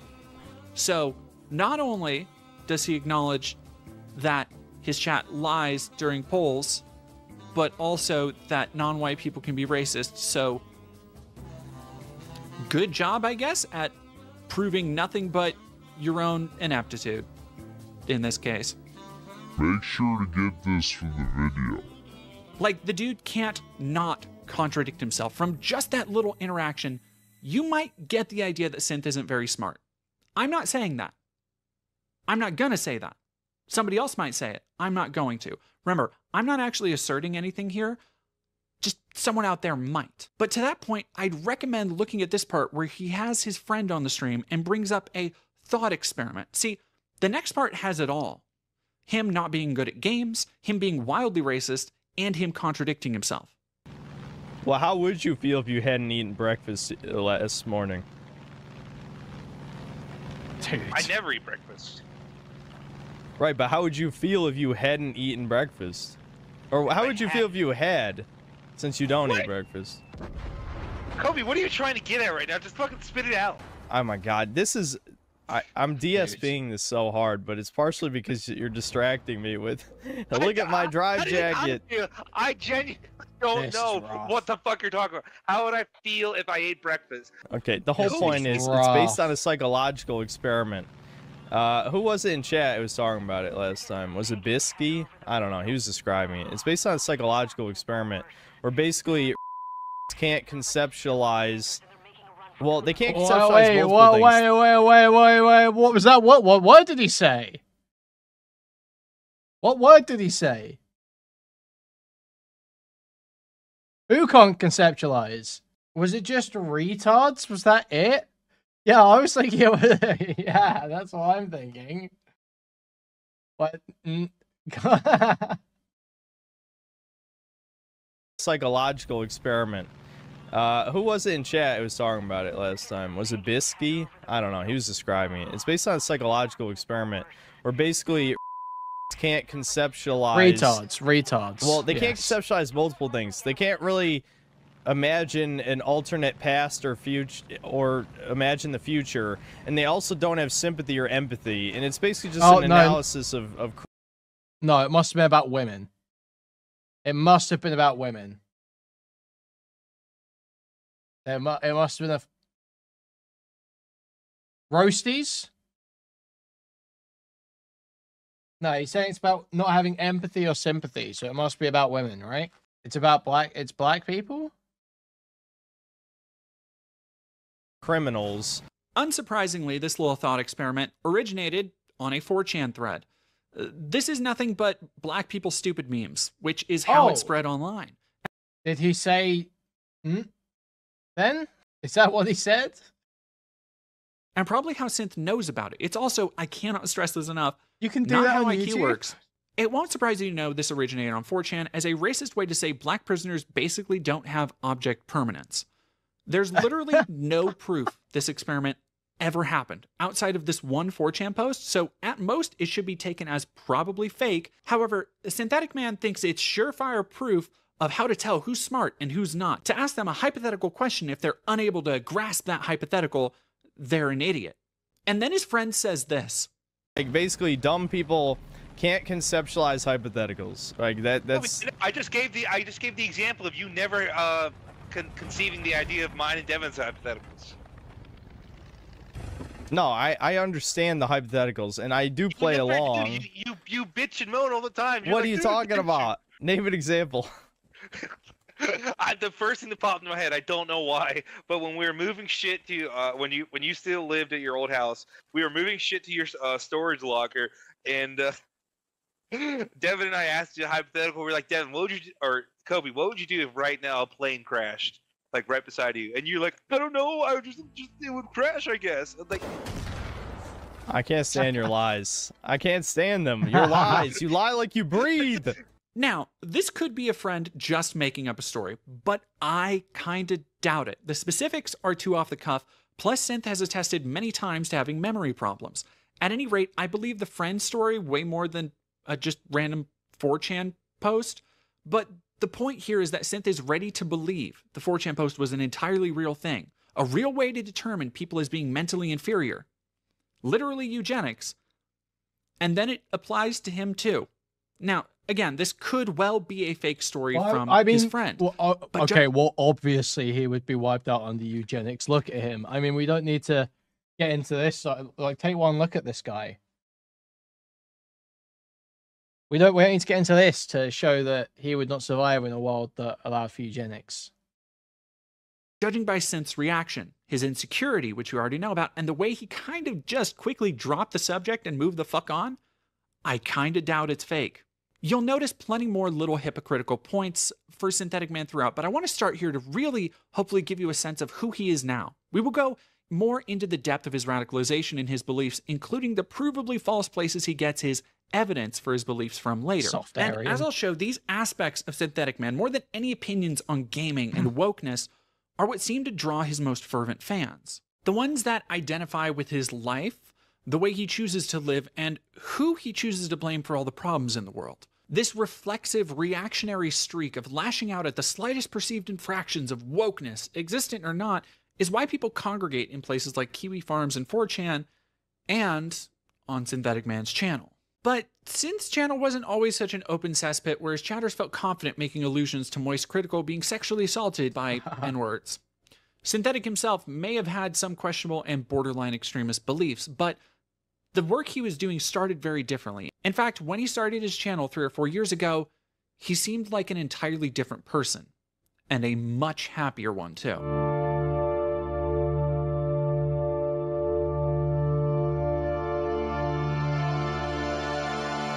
In 2020, Synthetic Man set about creating a YouTube channel that, in his words, was mostly meant to review current games and shine a spotlight on games he enjoyed and wanted to show to more people.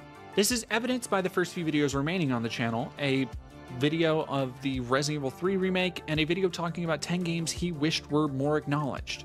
On this site made a top 10 list, there would be countless games worth your time left unmentioned. Really, 10 doesn't even do a list like this justice, so don't think of this as the definitive 10 games that you refuse to play. These are just the 10 best games I've played that didn't get the praise, attention, or copies sold that they deserve. Going back to these videos, there is a stark difference in his style, presentation, and attitude. While there are minor hints towards some transgressive attitudes, like complaining about Jill being too much of a girl boss, they are mostly run-of-the-mill YouTube videos, and also videos that for a new YouTube channel only did okay in terms of views. Then he did a few unscripted videos ranting about The Last of Us, Pokemon, and a video titled Gaming is Dying, You Are Killing It, featuring the faces of other YouTube critics like Stephanie Sterling. And these are where his modern persona originates. Synthetic Man has spoken many times about how he doesn't script his videos, he talks off the cuff, and as a result, records what he calls rants about certain topics. What started as content likely meant to pad his output until he could put together more thoughtful videos he enjoyed and started the channel for, such as a retrospective series. These intensely negative rants quickly became his most popular content. Just compare the views between retrospectives and rants released around the same times, like the Demon Soul and Spyro retrospectives not cracking 20,000 views, while the Gaming is Dying rant is over 400,000 after 4 years. This would become a trend to the point that it's been over a year since his last video that wasn't a review on a recent game, commentary on an industry event, or just ranting about something dying. And he's always talking on stream about eventually getting to various ideas for videos that just never materialize. Sonic fan, if you let's go back go. to the beginning and watch his videos, that's dope. You also see how frustrating this experience was for him. Well, you guys asked for it. You want another rant? I'll give you another fucking rant. You gamers are addicts, and you would buy the shit anyway, because you can't be fucking bothered to go play some old games. Like, that's all it is at the end of the day. That's why I started this channel, was I just wanted to talk about old games that I thought people should play, right? That was it. That's literally why my old video titles are why you should play, you know, even if nobody clicks on that and nobody cares, because people don't want to hear game suggestions, right? The gaming audience is pretty much just divided into two categories. People who want to hear somebody complain, which I guess is what I'm doing right now, and then people who just want to hear, you know, someone jerking off and, like, getting hyped about whatever the new big thing is. I just, in my Spiral video, which you guys didn't fucking watch, some of you, you know, I know some of you watched it, those of you who commented, you know, love you guys, but everyone else, you didn't fucking care, because as I've said before, you don't want to hear game recommendations. You just want to hear someone shit on something or somebody hype something up coming out new. Synthetic Man began his channel to make gaming videos and seemed genuinely interested in playing and talking about the games he loved from his childhood, not from a point of view of elitism or decrying wokeness, just because he genuinely loved games. Despite his lack of overall knowledge about games, I do genuinely believe that he at least loves games, or at least his nostalgic memories of the ones he loves. I believe he has an abiding appreciation for games from his childhood like Crash, Spyro, Darksiders, and others. Yet, he also quickly realized it wasn't enough to stand out in a crowded content landscape, or at least that his audience reacted more positively to content where he was complaining or getting angry. This is not a persona I'm putting on. This is legitimately what I think. Let's have to Kuihman next. Problem? Unlike channels like Angry Joe, I have never had to this guy makes like 6 figures crying about women and Jewish people. Fake anger for a video. I actually used to review some older games I'd never played before at people's request or on Patreon. Honestly, I just couldn't stand to do that anymore after a certain point. My passion for YouTube has dwindled despite my increasing success. So now I pretty much only make videos I want to make for one reason or another. But that said, there certainly is a lot of credence to this criticism. There's certainly been many times that I've wanted to talk about a game, but I feel like I couldn't because I know nobody would watch it. Now, you might believe otherwise, but I have the numbers to back it up. It is certainly much less successful than my lazier videos like these TV show reviews I've been doing this year. Which kind of brings me to another side point. I don't really consider this as a criticism, this is just a suggestion, but a lot of you seem to want me to cover any pop culture, especially really shitty, woke TV shows or movies, and I understand why. I clearly have a anti-SJW audience, whatever you want to call that, right? I'm not surprised by it all. Obviously, in my first dozen videos on my channel, I made those 2 Last of Us 2 shit posts. And here's a point that I absolutely understand Synth and what he's been through. I started my channel around the same time with a similar goal. Occasional video essays and explorations of forgotten... Why are so many people listening to him so like, I mean... I don't know. There's just a huge market for this stuff. Like,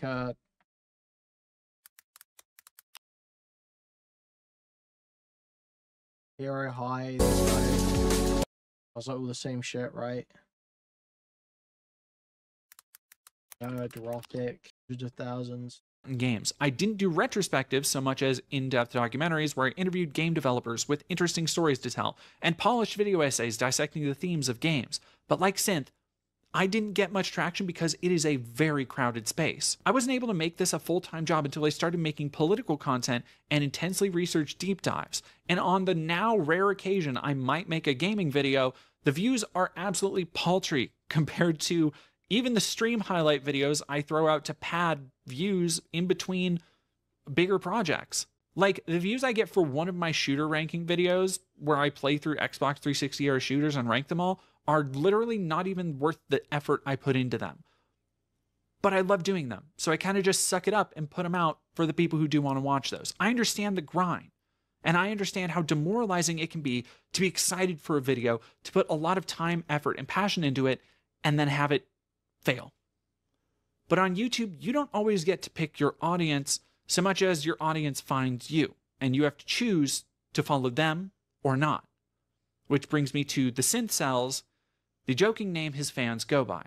His fans come in a few flavors, with some being casual Gamergate types, or 20-30-somethings looking for a place to say slurs they could say in middle school and reminisce about a time when Edge Kino 360 games were all the rage. I'm willing to bet a sizable portion of his base are people like this, or even fans of adjacent channels like Nerdrotic or The Quartering. A lot of people just seem to yearn for a less woke time, perpetually stuck in a high schooler state of mind and looking for a place where they can tell edgy jokes without worrying about offending the leftist woke tards or whatever. These people tend to identify with synth on some level. Okay, they say that like it's a fucking problem. What's the fucking problem?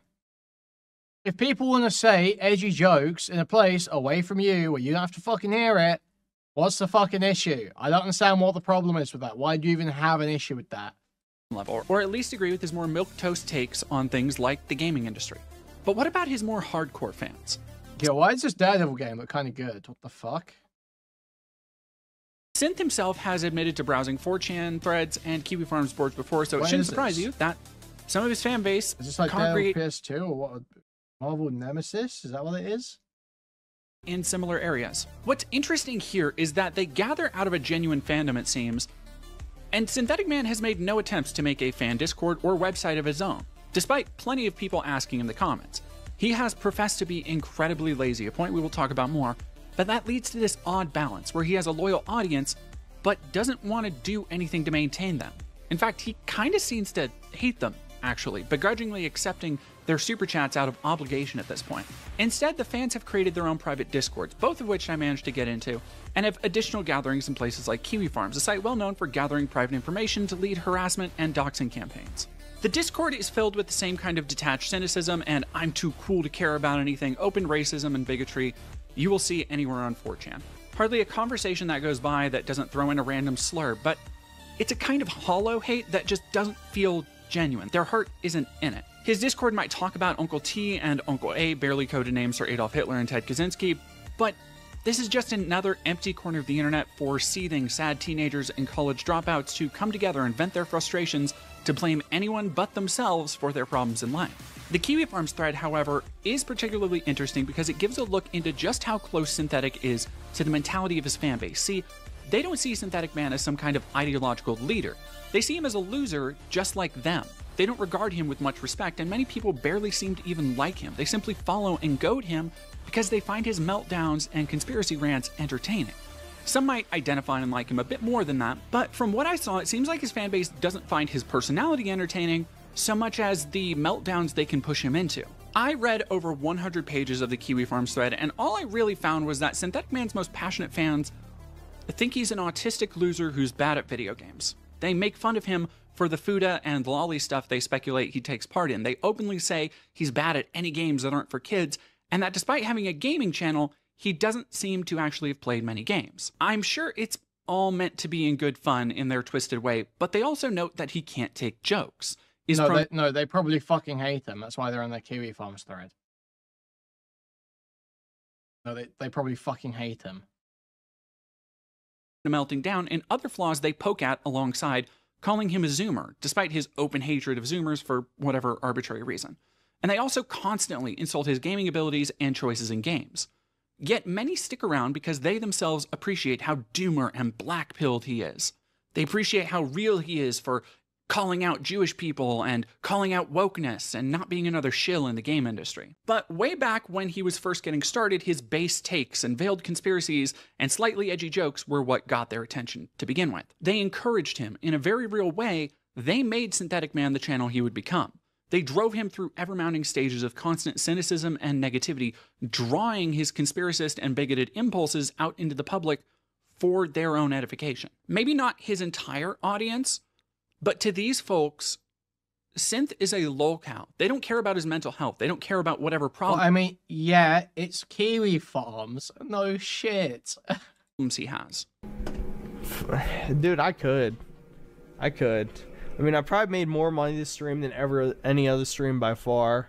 I could drink a little bit more. I investigated this Kiwi Farms thread, and it seems like everyone here thinks that the subject is a lolcow and exists only for their amusement.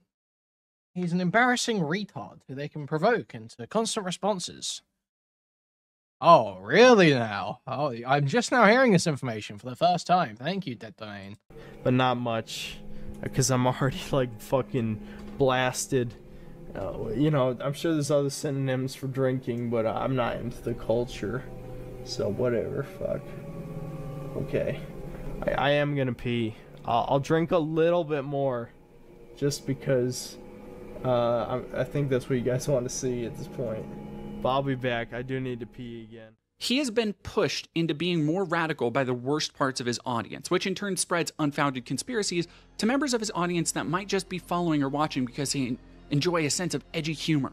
So when there's a black person or woman on screen and Synth freaks out, it's never just him alone, but his chat and viewers typing in thinly veiled calls for violence. Oh my god, when I think of World of Warcraft, that's what I think of. Oh. Nothing out of the ordinary here. This is normal. Just keep seeing it over and over again, and it's normal. I mean, it's clear that's what works on normies. They should just start showing media of mutilating, like, maybe I should be careful about how I say this. Yeah, you think? But I really do mean it. If they start showing TV shows of, like, encouraging, we'll just say, medical procedures on children. Like pretty much any time they type in T something D. This dog whistle began in neo-Nazi circles as TND, the N standing for racial slur. No points for guessing which one, making up the phrase total blank death. I think you mean Nux. Total Nux. I recognize some names. No, wait. Let's see. I don't believe. Let me have a look. Warcraft. Do I recognize any names here? Is there anyone I know here? No? I think we're safe. I don't recognize anyone here. We're just looking for Hong Kong. True. I don't recognize anyone here. Might be at least one Max Water account. True. Pretty much any time they type in T something D. This dog whistle began in neo-Nazi circles as TND, the N standing for a racial slur, and no points for guessing which one, making up the phrase Nux. total blank death. It means Nux destruction. Total Nux Taku destruction is what it means. As a now memeified call to kill everyone is part of that group, but you can basically swap out that slur for any others, so you get TTD for trans people, TKD for Jewish people, and more. Just as a quick explainer of what you're seeing now. And so, Synth is encouraged by these ravenous dipshits in his chat who constantly try to push him to acknowledge events he doesn't want to or engage in rants that he has to censor himself on. You should talk about women of your past. I'm not talking about women. Talking about women is a dangerous game. There are no women in this guy's past, and there are no women in this guy's future. That's a dangerous game. Because I've made comments. I haven't said horrible things, but I've said some things. I've revealed my power level a couple times. That being said, there are some based women. It's pretty rare. It's pretty fucking rare, but there are some. And they very openly want him to continue being more radical and even violent with his content based on what they say in the Kiwi Farms thread. In turn, I imagine Synth has played a part in taking some of those casual fans and exposing them to his wildly stupid conspiracies, further spreading often outright Nazi talking points and often explicit calls for violence. In the synthetic regime, everyone would have mandatory test injections. And, well, I would have a bunch of other things I'm not allowed to say. But yeah, that'd be step one. Well, that's not step one. Step one is exterminate all the people destroying society. But I can't say who those people are, but you know, there's a lot of people who need to not exist anymore. It's time to make it stop. Nobody says bigotry except subhumans. People who should be executed, every single one of them, without exception. They need to face the wall. It's time. Firing squad time now. No, you know what? I'm gonna do what all the claims about World War II. This is what I'm saying. Like, people, they keep saying the pendulum will swing back. It's like the pendulum will swing back when Larry Fink is decapitated on live television. People in his comments and chat will parrot the conspiracies he spreads about the Jews and BlackRock. I've done an entire video about anti-Semitic conspiracy theories that has more research than Synthetic Man or any of his loyal adherents have ever done in their lives, so check that out and you'll be able to recognize why their conspiracies are bullshit right on their faces. And don't worry, we will talk about and debunk the scary conspiracy. Guys, now is actually, now that I'm thinking about it, now is a great time to talk to you, okay, guys? 323 people here right now, 207 likes. Means about 120 people who could be liking the stream, but haven't. So, if you're freeloading right now, if you're doing absolutely nothing to help out, okay? It's very important. You take a moment, move your cursor to the thumbs up and click it, or press the thumbs up on your mobile device to leave a like on the stream, okay? That would be epic. That'd be greatly appreciated. Now, if you want to take your support even further, you can go to the Stream Elements link in the pinned chat message. Donate to me directly. However, if you want to support through YouTube, you can buy a membership. You can gift a membership to someone else in chat. You can gift a whole bunch of memberships. You can buy a super chat to highlight your message and read out on TTS. Or you can buy a super sticker to purchase a YouTube image or GIF that will be highlighted, and then I'll read it out. Okay? That will read it out. I'll describe it. That's what I meant. You can also go to discord.gg/Kuihman, twitter.com/Kuihman, and reddit.com/r/Kuihman. Thank you. Thank you. Thank you. Around BlackRock a little later because it's just so fucking stupid. Synth is well aware of how much of a cynical doomer he is. He practically wears it as a badge of honor. He distinguishes himself, according to himself, as different from other anti-woke creators because he isn't a shill. He'll always tell the truth. Also, the dude has no self-esteem, like, whatsoever, which is part of why I think he's gathered this group of misanthropes like flies on shit. Because you have all these incredibly vitriolic, hateful people mad at the world and that nobody agrees with them or understands them, and he probably felt like he found his group. It just happens to be a group that he hates and that also seems to hate him. So, 4 years after starting a channel, failing with his initial premise, and then chasing an audience that has really only repaid him with endless criticism, insults, and prodding, how has this already incredibly insecure, lonely man ended up? I mean, I don't want to put words in his mouth. Even as a 27-year-old man, my mother still treats me like a child and then wonders why I'm a man-child. I'm experiencing intense pain right now. That is rough. That is really rough. That he actually said all that. Yeah. Akira! Ah! Oh. Don't be hypnotized by the wiggling J-boy. Thank you, Synthetic Man, for the dono. Thank you, thank you, thank you. It's kind of just, it's obviously the alcohol is making me say it on stream, but I have been thinking about this too much lately. Just because I'm 28 years old, things aren't getting any better. Tell us about a day in the life of you. A day in the life of me is not exciting. It's not exciting.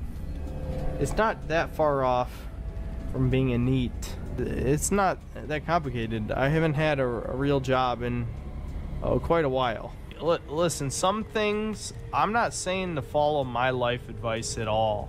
I'm really not, because I'm sort of black. Thank you for the £2. Robert stole the television super chatted $2.63 for the rare UK leftoids. God help us all. Filled on certain things, and the black pill is not a good way to approach life. It usually just leads to bad things because you need to have some kind of optimism to achieve anything in your life. For me, it's just, does he not have any, like, I don't understand how you can be in Synthetic Man's position and, like, still be, like, this depressed and this much of a loser. You're making, like, crazy income from YouTube. You don't have, like, that, careerist burn in you, desire. You don't want to, like, build up, like, a company, like, and keep making more and more money. You don't want to invest in something and make more money. You don't want to, like, you know, do something that you don't want to just... There's no, like, desire, there's no, like, burn or desire to, like, do more, or, like, push it further. And like expand it and have like more Because like if you did that, if you're expanding into new projects, you'd probably meet new people. You would be out doing stuff. You'd think about moving out. Like I don't get it. I don't get it. Surely you can find purpose in this and drive yourself forward, but no, you're just like a miserable freak. I just feel like in normal circumstances, I would probably be married by now. But unfortunately, you know, my life path just didn't happen that way. Now I'm thoroughly fucked in the head. So, you know, it doesn't help that the relationships between men and women are so thoroughly just... It's literally just TFW, no GF. That's it. That's it. Bro, it's so fucking crazy. Frayed, you know, it's in a really bad state because of online dating. I don't want to talk about it. That's not even the type of thing this video is about right now. But let's just say I'm not nihilistic because life does have purpose, but I can't get that purpose, which is why I'm sad. There you go. By now, I hope I'm giving a pretty comprehensive idea for the kind of cage Synthetic Man and people like him form for themselves, lashing out at everything over perceived slights until the only thing remaining are other hateful and lonely people like them, spending their limited time on Earth tormenting and mocking each other with these toothless slurs and pointless mind games. For Synth's content aspirations, it also probably explains why he's stagnated so much. He's latched onto this community that found him, and they got him to perform like a trained monkey, using his skills in editing and video production to dance on command. And now he has no recourse but to keep dancing because they are the only audience who will watch. Despite claiming he's been blacklisted, the odds are that his channel growth has stagnated because he has gained a reputation for being overwhelmingly toxic, racist, and misogynistic. Like, when these guys are calling you out, that's not good for business. Bad about reusing enemies. Oh, why is that a problem? I don't know, dude. How about you just stop sharing your shitty opinion? There's an idea. There is an idea. Consider your opinion rebutted thoroughly. I like where this idea is going. Stop sharing your shitty opinion. Yeah. The other half of that stagnation problem. Why are you anti-EFAP as well? Like, I mean, I don't particularly like EFAP, but I mean, I would be interested to what their criticisms are, or is it just the standard, long right-wing people?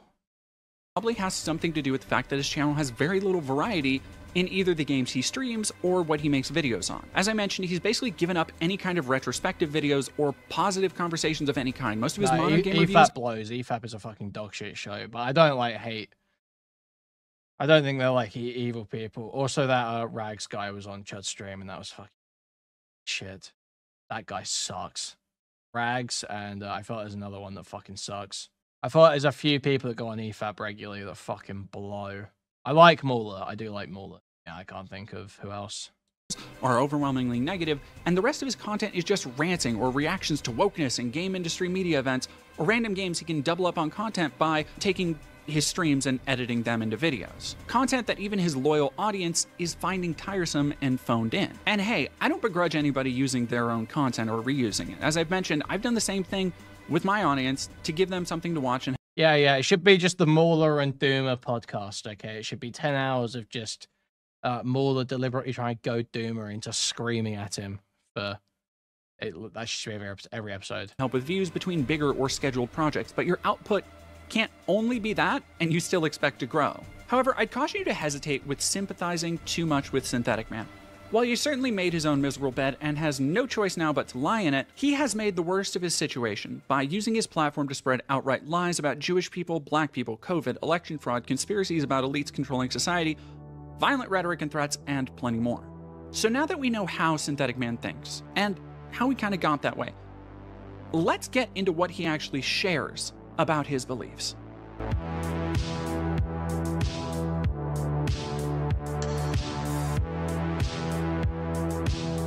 I'm going to start off by addressing the big bad BlackRock conspiracy that he loves to share.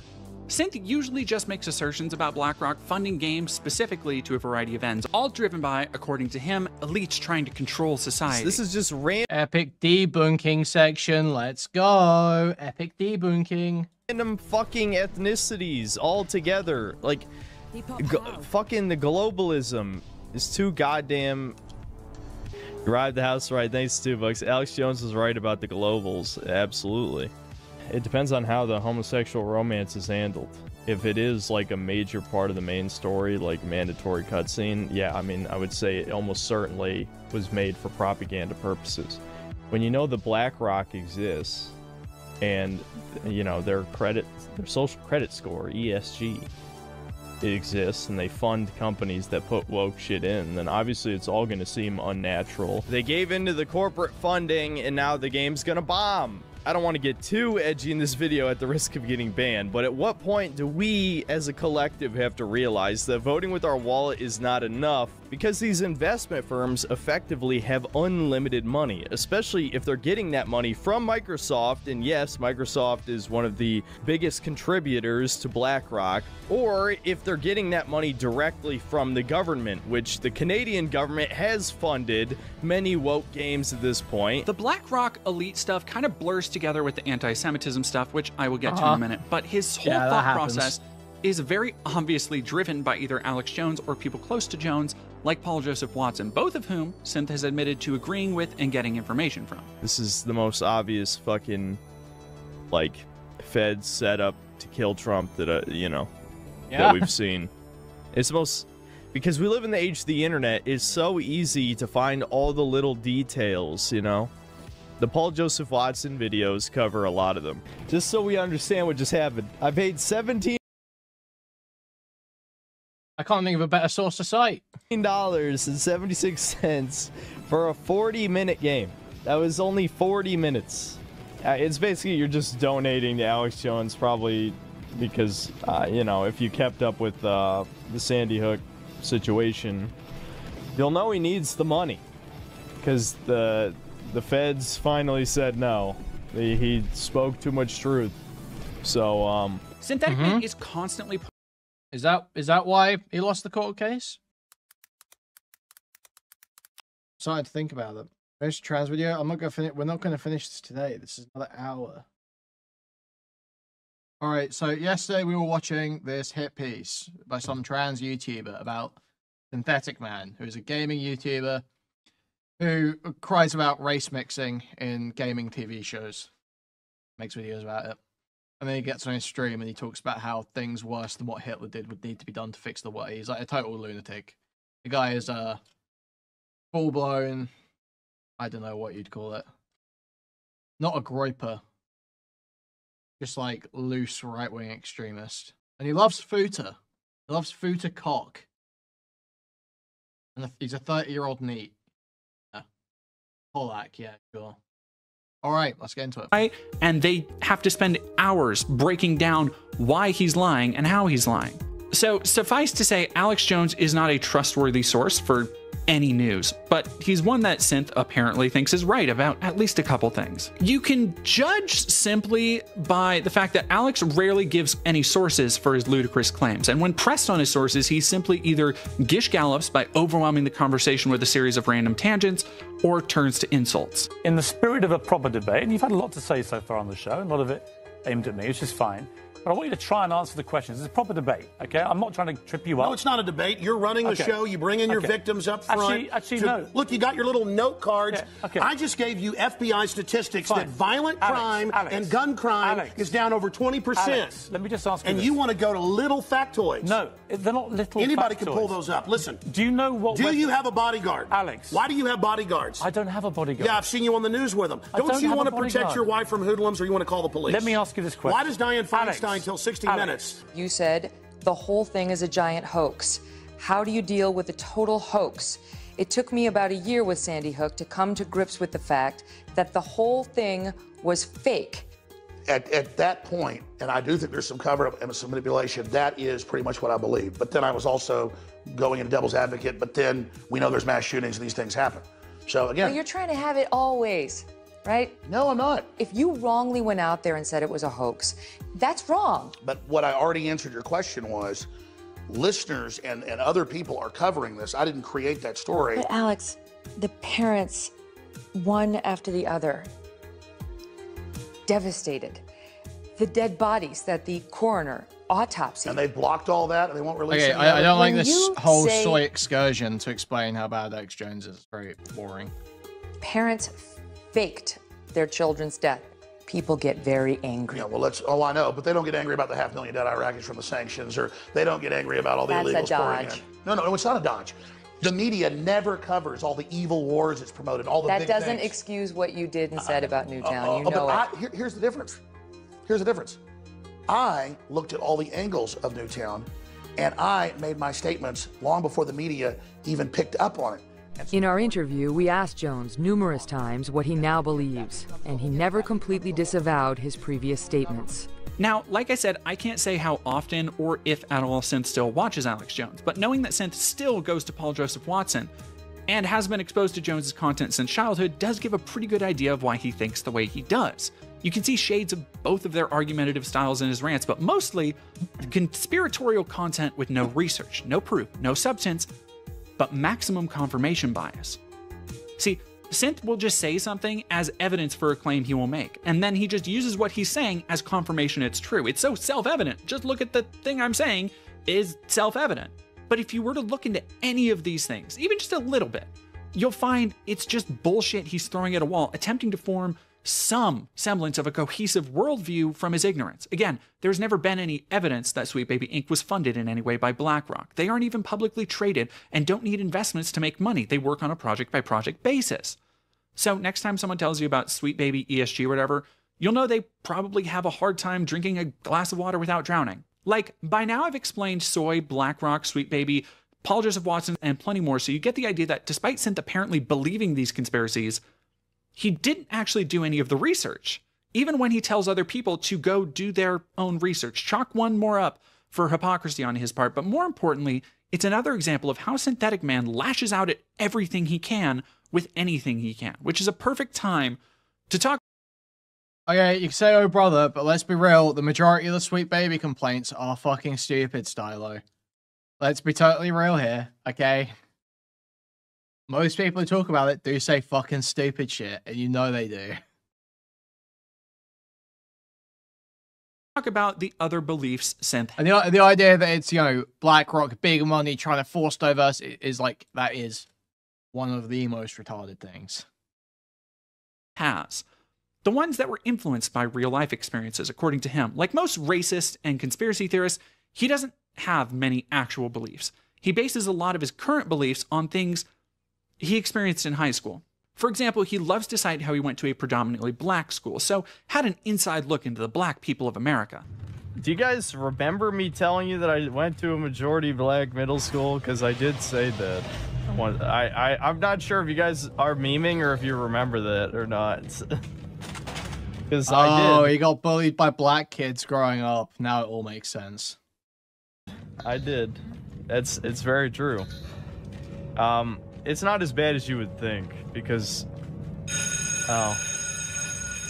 there's almost no way to say this really, but the classes were, you know, I was in an academically gifted class, so it was essentially, it was like almost segregation in a sense. There were some, there was some black guys who were in, black kids in the classes. But more interestingly is Synth's opinions on women.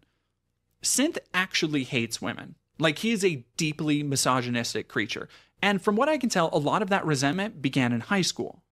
High school relationships didn't go, like, that whole situation. Firstly, no, I will not be reading Jeremy Clarkson's op-ed from The Sun calling Starmer a Stalinist for the public smoking ban. No. Jeremy Clarkson op-eds are literally beyond worthless, okay? He is the most desperate, like, what would you call it, like a provocateur? It's so lame. I remember when he was saying, what was it he said? Public sector workers who go on strike should be dragged out into the street and in front of their family. It's just not, why engage? It didn't go well. You know, I dated a black chick in high school. I told you guys this. In junior year, didn't go well. I was ashamed of myself, partially because she wasn't very attractive, and I don't know, she was kind of weird. She'd also dated like multiple other guys who she still talked to, and honestly her shorter, fatter friend was nicer. I don't know, I probably should have dated her, but anyway. But to circle back around, the point is, I want to date someone who wouldn't have these vast isn't constantly comparing me to other people, basically, and also at the same time is not like just dating me for the status thing, you know. Let's run it back. What happened?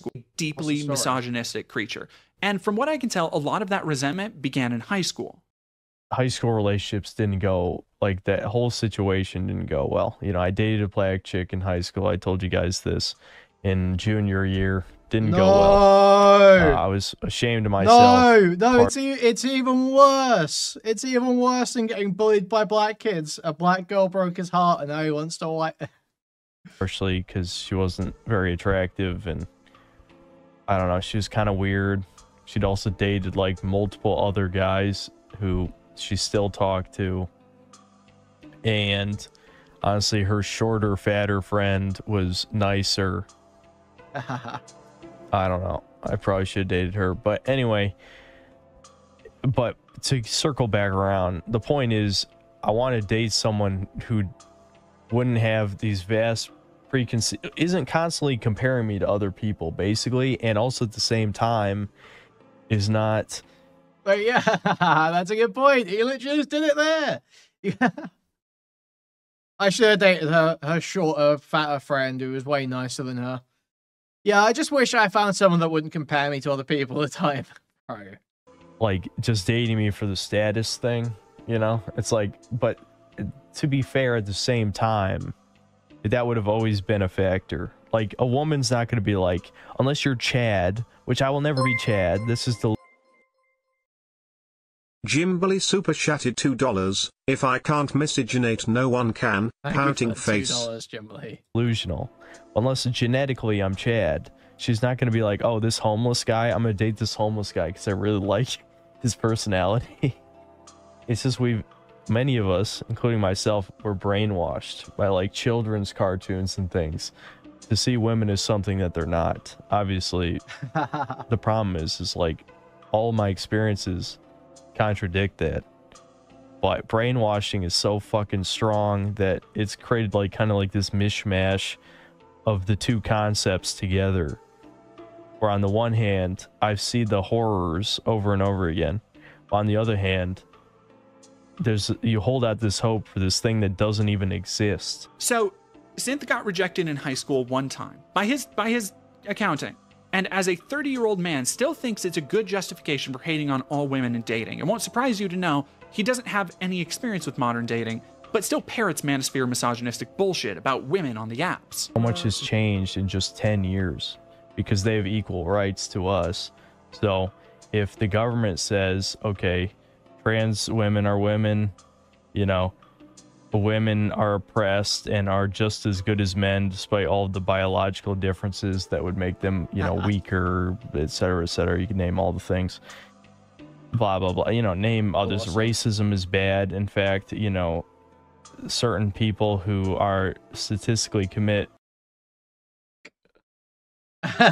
most of the crimes. No, they actually didn't do any of those crimes. Cops are bastards. You know, in fact, and it's, I'm about to go down a super deep rabbit hole here, but the point is, white women specifically have fucking fucked up everything because they are the highest status by birth, because they are the most desired women, because at least on average, white women typically are the most attractive ones.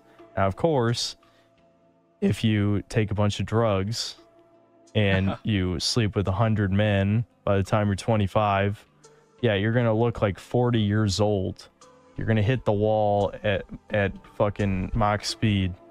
But you know, for them, at least as a general rule, they tend to be the more attractive ones. So that's all I'm saying.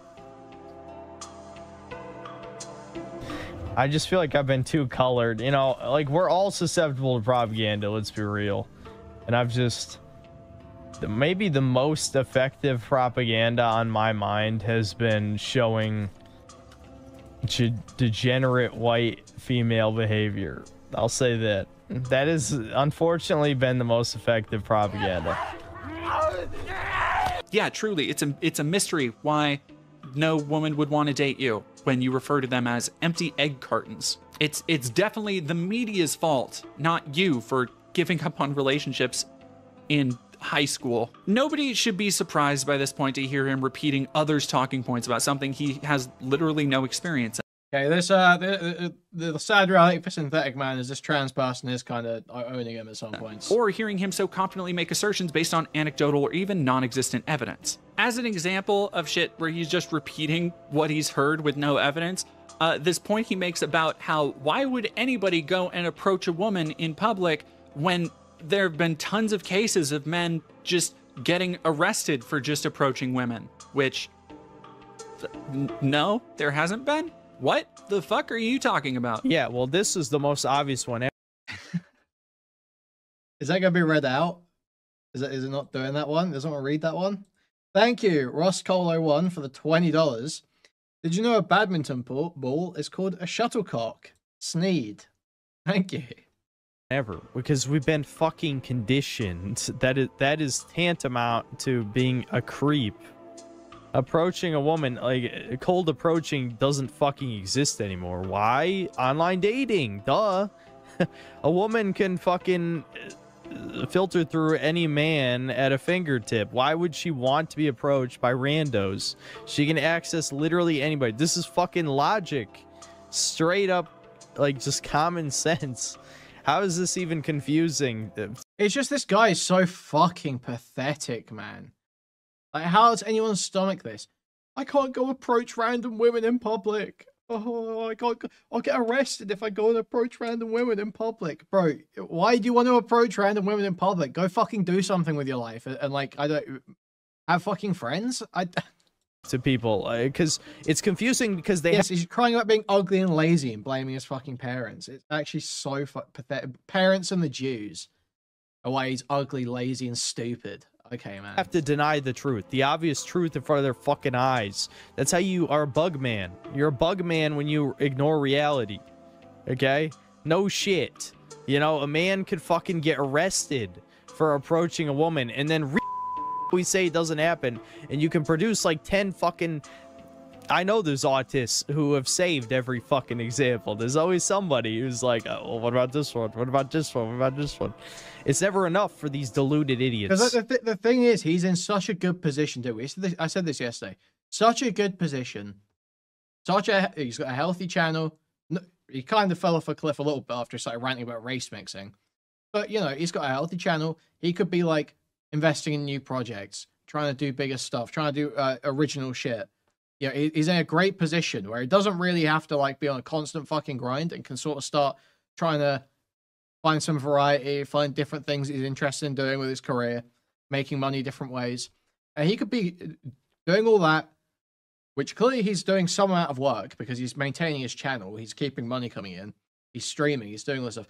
Just put a little bit more in, fucking get involved in actually doing some shit, and you might, you know, run into people that you consider fucking dating. But no, he just wants to sit there, play all the latest AAA slop games for 8 hours a day on stream, bitching about them, spending $60 to buy a game that he knows he's going to hate because it's got a black woman as the character, and then bitching about it for 8 hours a day on stream, and then saying, well, oh, I'll never get a girlfriend. I'll never get a girlfriend. It's like, why did my mom fuck me up so much? I'll never get a girlfriend. Bro. See, Synth's opinions and beliefs are largely just whatever he's picked up from other people. He doesn't have many of his own, outside of the few experiences he hangs on to define himself, which he uses for justification. Now, one thing I do genuinely believe about Synthetic Man is that he desires violence towards women. When I say he hates women, I don't just mean that he wants to subjugate them or have sex with them. I believe he truly hates and loathes women. It's probably why, even after being easily goaded into long-winded rants about Jewish cabals and societal control cribbed right from InfoWars, he is much more bullish about talking about women in any way on his streams, despite his audience trying... Yeah, violence against women? Okay, that crosses a line. You've got... Okay, he's gone too far now. Trying to get him to do it. Again, I think you guys... This is something I've thought about before off the streams, and I forget to say it. I feel like too many of you are either attached to living vicariously through me, or just because you have a parasocial relationship with me, you want to see me happy. Well, it's not gonna happen. Okay? It's just not gonna happen. It's not gonna happen. I am way too jaded beyond belief with certain things in this world. There's a reason why I don't talk about women on these streams, because that's one of the things that could legitimately get me banned if I ever went full force. He also has a habit of making jokes about how he'd like to sexually assault them. I wanted to turn invisible so bad when I was a kid. Still do sometimes, to be honest. You can get away with anything if you're invisible. And no one can stop you. Is that a rape joke? If you like Why is that the first thing I think of? Well, he said get away with anything, right? Which is not the first time he's laughed about the idea of rape, or that even was funny. wanted it in a video game. I'm definitely sick of the and? seriousness, because, like, at the end of the day, it's seriousness with no bite to it. There's got to be something better than just him making a few rape jokes. I find it funny that Come on. game reviewers think this shit's, like, super mature and serious, when it doesn't even show, like... I know I'm gonna come across like an edgelord, but you saw the fucking thumbnail. But why does it show murder and not rape? Oh, okay, but this is based. It's seriousness with no bite to it. That's why I find it funny that game reviewers think this shit's like super mature and serious, when it doesn't even show, like... I know I'm gonna come across like an edgelord, but you saw the fucking thumbnail. But there's not even like real rape in these games. I mean, they have it like implied rape, but if you want to go all the way, you gotta that's show where the rape. I would go if I wanted to make a purposely That's where I would go. edgy-ass game. Okay. Phrasing. Possibly not how you not the best way to communicate that point. Rape, but if you want to go all the way, that's where I would go if I wanted to make a purposely edgy-ass game. But more telling is this moment from a late drunk stream where he seems to imply that he wouldn't want to go on a date even if a woman agreed to it, because I will let this one speak for itself. And online dating is not the solution. There's a part of me that I'm almost afraid of myself, what would happen depending on the type of woman I would meet. And I'm not going to explain that, because that's... Jesus Christ. Okay, this is crazy. This is a crazy thing to say. This is an insane thing to say. This one speak for itself. And online dating is not the solution. There's a part of me that I'm almost afraid of myself, what would happen depending on the type of woman I would meet. And I'm not going to explain that, because I think he means like Tinder style. that's a trap, definitely. But I feel like I'd be more likely to meet the type of woman I despise through online dating, that's for sure. So there are only two explanations here, right? That he doesn't want to go on a date because he thinks he will either physically assault a woman or sexually assault her, or both. That's what he's admitting to here. And I choose to end our summary of Synth with this because it is deeply unflattering. For whatever sympathy or small amount of goodwill he might garner with sad stories about high school rejection, these clips show that it's not other people's fault he can't and shouldn't date, it's his own. Which forms one final trend, not just for Synthetic Man, but for plenty of his fans. People who base their worldviews entirely on hate choose to, because they want to blame others for their own faults. Nobody forced Synthetic Man to believe or say any of the hateful things he does. He's simply attached to them because he doesn't want to take any personal responsibility. For example, it's not his fault for hating women if he can regurgitate some Andrew Tate bullshit and blame a high school crush. Look at how bad women are today. Why would you hate me for hating women? It's not his fault for not getting a job when the Jews control everything and put soy in the food to emasculate him.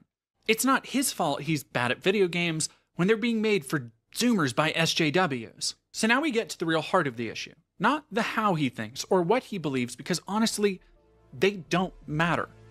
His entire online personality is a spiteful amalgamation of his influences, and he has continued to lose himself in this content pit as his audience draws him progressively deeper into it. So then let's get to the why. Based? Why does Synthetic Man hate Don't make him sound too based, okay?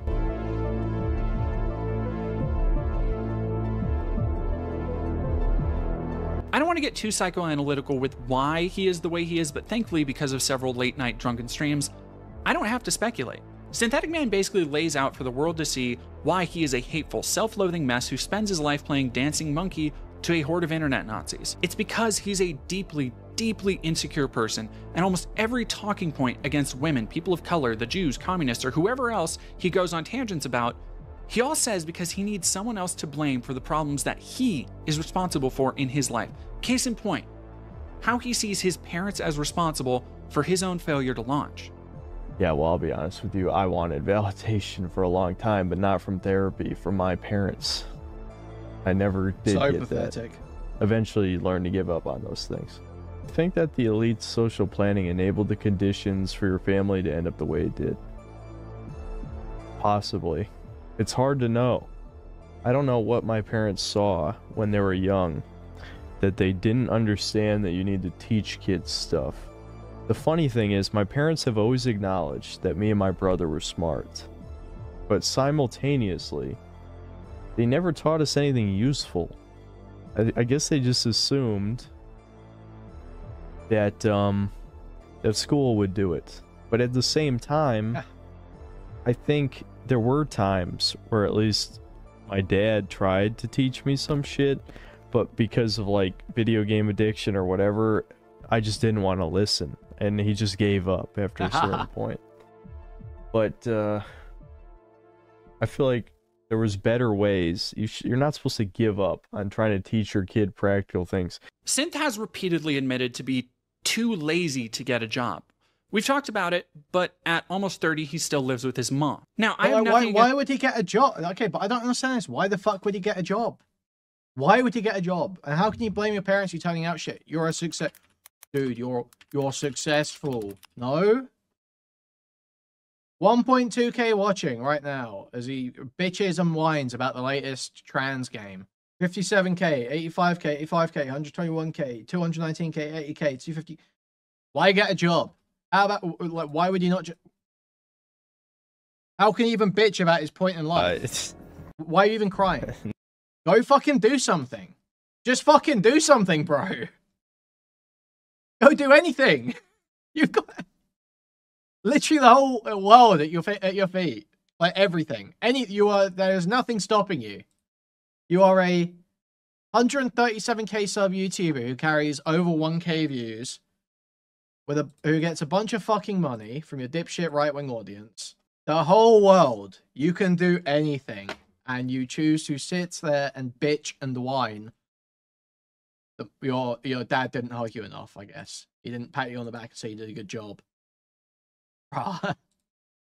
Against people who had to move back in with their parents. I've been fortunate enough to have decent rent and worked hard not to, but the economy is rough and rent keeps going up while wages have stagnated for years and years. It's almost like a running theme in our society is how concentrated capitalism is ruining everything. But saying that to people like Synthetic Man makes you a crazy commie, wild, just unrealistic person. No, to them it's more reasonable to make up elaborate conspiracies to justify why their lives are that way instead of examining the machine chewing them up, because usually that examination might also require some introspection about the role they play in the world and how the effort they put in can reflect their material outcomes. Which, believe me, Synth does not want to do. I said I don't have a problem with people living with their parents. Yeah, this is not a... Sorry, you might be able to make some point about capitalism with Synth's fans that think this way. Who are, like, you know, maybe, like, disenfranchised, like, men who have shit jobs, or failed out of high school and shit, you know, whatever.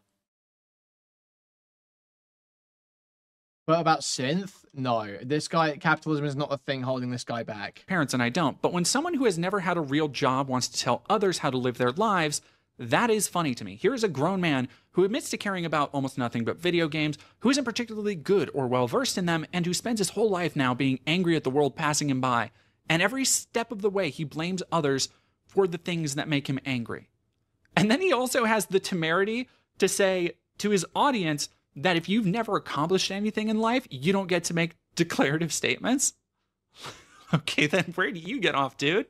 Another little case in point. Okay, but he has accomplished something in life. He's accomplished as much, if not more than you, right? Because you're both YouTubers. That's your thing. He's got more subs than you. He's a legal adult making a livable wage from YouTube for at least 2 years. By all accounts, he should at least feel successful enough to pursue something he's passionate about. Even just okay, this is true. This is absolutely true. Okay, spitting. Okay, sure. Yeah. Declarative statements? Okay, then where do you get off, dude? Another little case in point.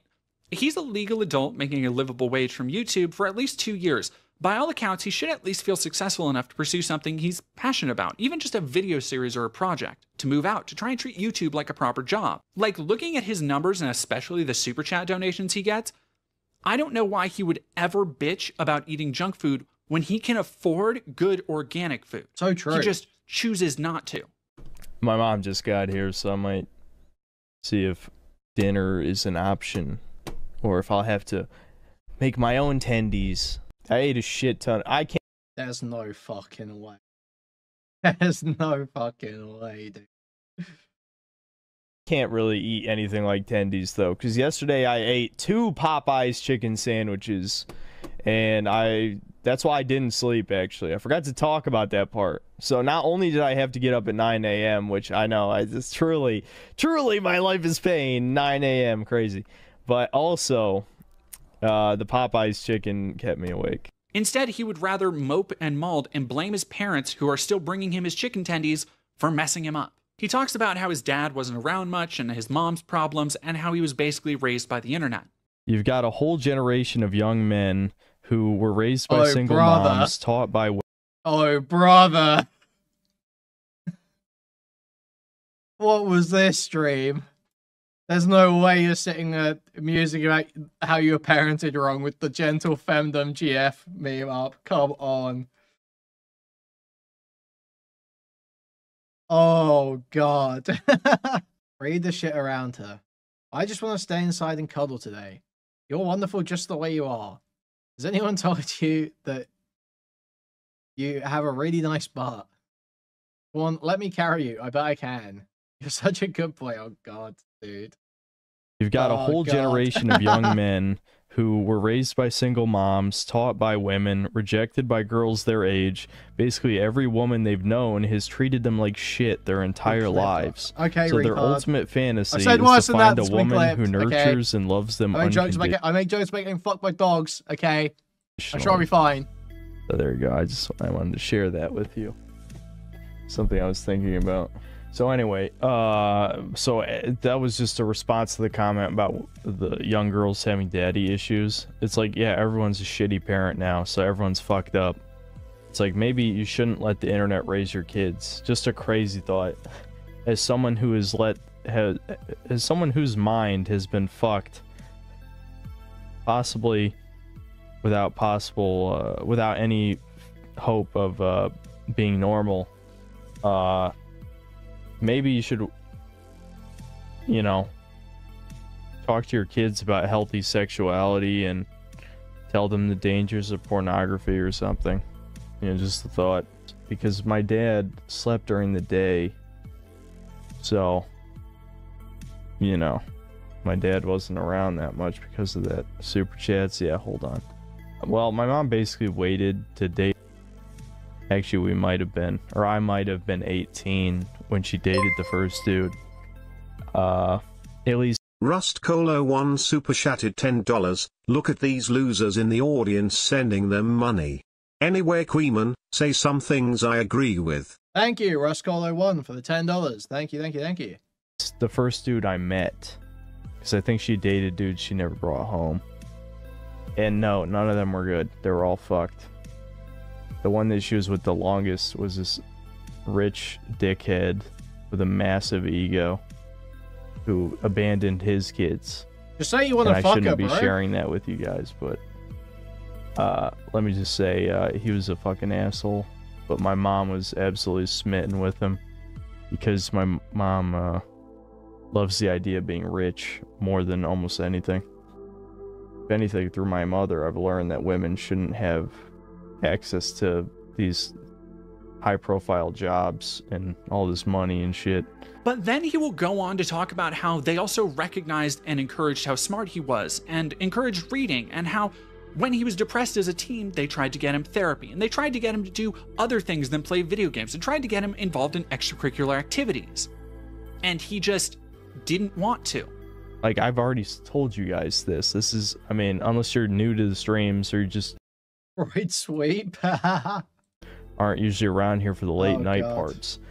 I literally started therapy when I was 14 years old, against my will. I mean, I didn't do it voluntarily, but the point is, from 14 to 24, I was in and out of therapy. I saw probably 8 or 9 different therapists. You know, if I wasn't so, like, stubborn... See, the problem is like, basically after high school, since I refused to go to college, it became a mixture of spite, anxiety, and depression, I'd say, were the reason why I became a NEET. Because my parents really, really fucking tried to get me to get a job. Like, they threatened to kick me out, like, shit ton of times. And basically, I would just say what they already knew, which is just like, you know, I couldn't fucking survive on the streets. I mean, you certainly didn't raise me to survive on the streets. You know, and I think they knew. Bruh. They knew I was right. They couldn't admit it. I've accomplished this YouTube channel. I have 100,000 subs. It's not going to fix any of those other issues. What will is exactly what I was told in therapy, and it's not what I'm willing to do. I'm not willing to expose myself to increasingly more social situations. Wait, so he acknowledges he can fix it. He's just saying, yeah, I'm not willing to do that. Oh.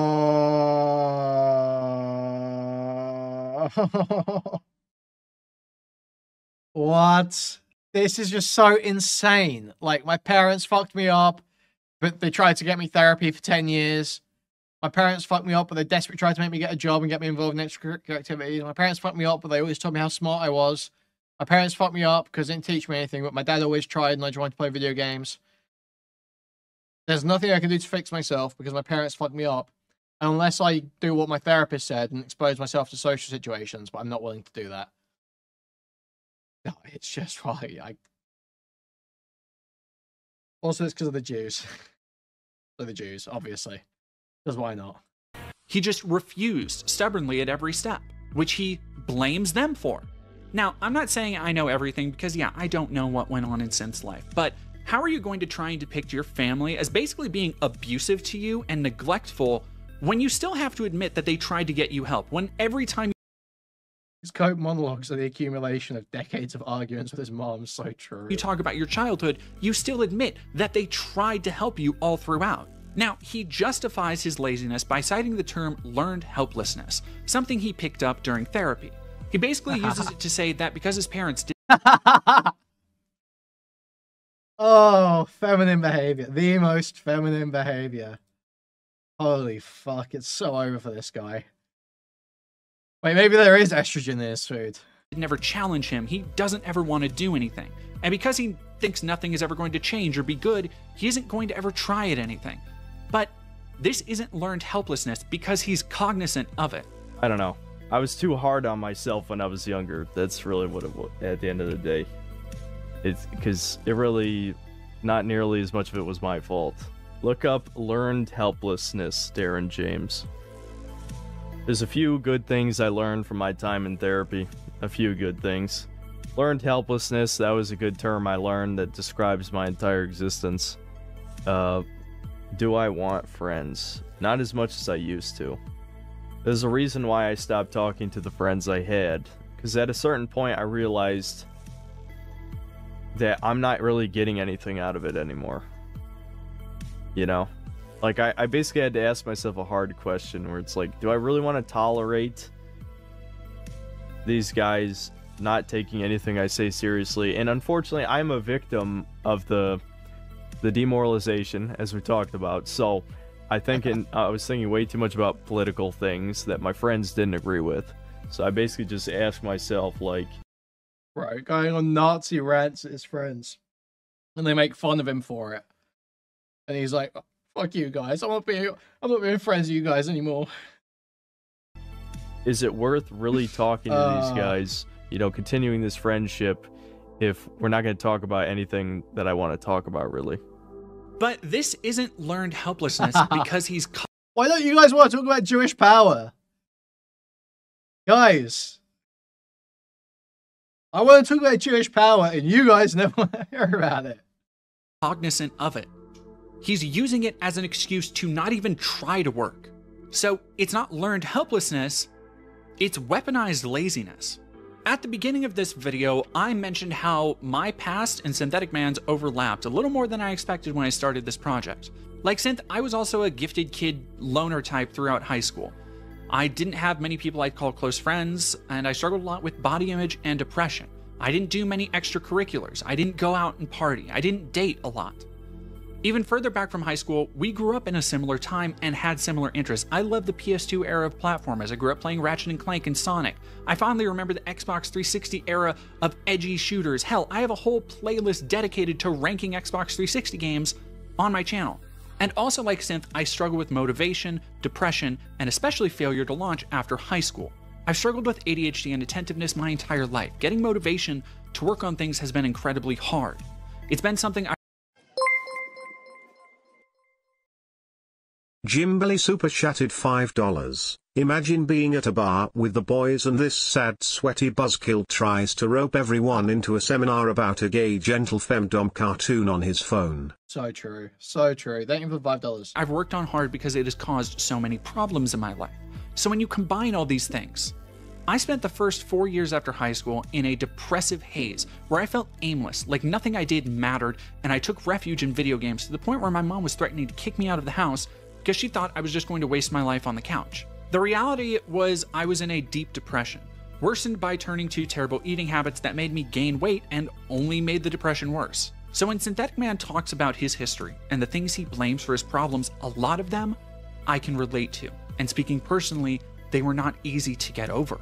And when you sit and compare what people like Synth and I have been through, from economic struggles to mental health, we had it pretty fucking easy compared to some other people I know. Synth knew his parents, had a family who put food on the table, cared for him enough to try and get him fucking therapy, and when he became a burnout, they still provided for him. But here's the thing that really actually pisses me off, is that after Synth spends so much time whining about how he doesn't even want to try and nothing matters and everything is hopeless, he is still a goddamn hypocrite because he is living proof that he's wrong. Synthetic Man got a rare chance that so few people get, especially hobbyist gaming channels. Through actually applying himself just a little bit, he managed to make a successful, if edgy and transgressive, YouTube channel. Some people spend a decade making in-depth content and don't reach 100,000 subs. Against all odds, whether it was through blind luck this is just...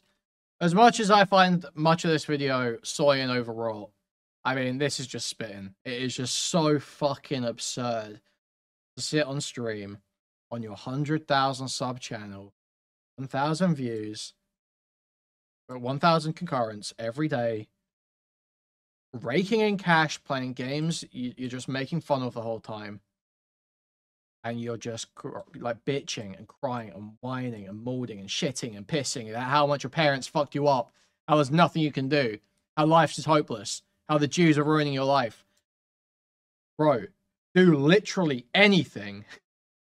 The algorithm or people sharing his content or a mixture of both. He managed to actually launch a successful YouTube career. He won the fucking lottery while so many other content creators are starving, trying to even get 50k subs. But whether through sheer ignorance or just his internet poison cynicism, he doesn't care. He has been so broken by the places he turns to for community, where the only thing they share is misery and hate. He is bought so wholeheartedly into the idea that there's no good in the world, and when a good thing happens to him, he just shrugs and continues his pity party. See, Synthetic Man's mistake isn't being racist or violent towards women or not doing any research for the things he talks about. Those are all byproducts of the one mistake he makes every day. His mistake is in thinking his struggles are unique to him and letting those struggles define every aspect of his life. Do you think you're the only one with executive dysfunction? Do you think you're the only one who had a shitty upbringing? Do you think you're the only person who grew up watching edgy shit on the internet and feeling isolated or rejected as a teenager? You're not the only one. You're just one of the people who let those experiences define you. There are an unspeakable number of people who have been through similar circumstances to yours and worse, and they chose not to become assholes over it. It's a tale as old as time with racists and misogynists. One guy gets fired and the company hires an immigrant, he becomes a racist because don't bother looking at the company, that might mean examining the structures of capital. Or MGTOW movements. Oh You hear my god. Okay, yeah, and now we're back into like, you cook for like 5 seconds and you just throw. Stories of men hating women after being cheated on or divorced. It's unsurprising that synth would end up in similar places because, like all these dum-dums, one bad thing happened, maybe once, and suddenly that becomes their entire life. And they go online and they find other people who are likewise obsessed with defining themselves by others. They congregate in places like 4chan and Kiwi Farms, and on Synthetic Man's channel where they can reminisce about their edgy high school years and call people slurs like they used to in Call of Duty lobbies before all the left libtard. It's just like, so this is so irrelevant. You can call people slurs online and live a happy life. Okay, I'm sorry. These things are not mutually exclusive. I do it. I'm doing it every day. Okay. Took everything over. And they can commiserate about how those woke lefty commie snowflakes are actually all funded by BlackRock, who are actually Jews, and that's why there are black people in video games and chemicals in food that make you docile. And they say these things as they sit and grind out another battle pass in a live service game with a diverse cast, stuffing their face with chicken nuggets filled with preservatives as their parents tell them to get a job. Every now and then they'll jack off ashamedly to an anime woman with a dick before posting about troons and how they think any woman with a cock is a freak of nature who's destroying the fabric of society. This is not the way people are intended to live. I don't necessarily believe in higher governance or that you were put here for a purpose, but I do believe that you can live with purpose. A purpose beyond waiting to die and dragging as many people through the mud on your way down as you can. Just look at where it has landed Synthetic Man. Someone who started with the honest, even admirable intention of making a channel to talk about games he loved, who managed to actually get a following with numbers most YouTubers in their first few years would only dream of. And where is he now? Wallowing in an endless puddle of cynicism and hate, making no effort to preserve his own mental or physical health, instead following an audience that doesn't even seem to like him outside of the twisted entertainment value they find in his ranting. He does nothing but blame other people for the fact that he is miserable, instead of looking in the mirror and realizing that he's the one who chooses to be miserable like this. Now, okay, yep, I think I've done this with you. I don't believe that Synthetic or people like him are irredeemable or beyond helping, because every day they wake up and make a choice to be hateful, and one day they could simply choose not to. One day they could choose to not go on 4chan and instead read a book instead of just thinking about reading. They could choose to not call someone they don't know or understand a slur and justify their bigotry by citing some other asshole who could never cite his sources. They could choose to realize they have been given struggles like everybody else, and that through these struggles, they might have more in common with a trans person, a black person, or a Jewish person than they realized. And they could choose to see that they have also been given opportunities and use those opportunities to live happier, more fulfilling lives. I'm not saying every single one of these people should renounce their bigoted ways and tomorrow they'll be a happy SJW snowflake like me. Believe whatever you want, that's your right as an American. But I also know it's not healthy to live constantly online, and certainly not constantly online in places that speak almost entirely in slurs and Holocaust references. Now, with as deeply self-loathing, insecure, and reactionary as Synthetic Man is, I don't think he will make that choice. Odds are he and the people who were fans of his tuned out of this video a long time ago. But on the off chance you watch this whole thing and you still hate me for being a stupid or you still think Synth is a base chud, I'd encourage you to take a day or two away and really just think about what I've said, because there are always going to be more people like Synth. People who have a passion or a talent but no aim or goal to pursue.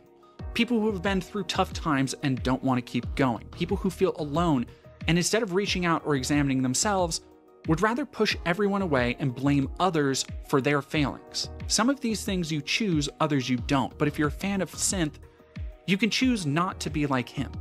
I hope you choose to be better than he is. Wow, epic. Wow, what a cool video. Awesome, cool, wow, epic. I mean, some of it was good. It was mostly good. It was mostly a good video.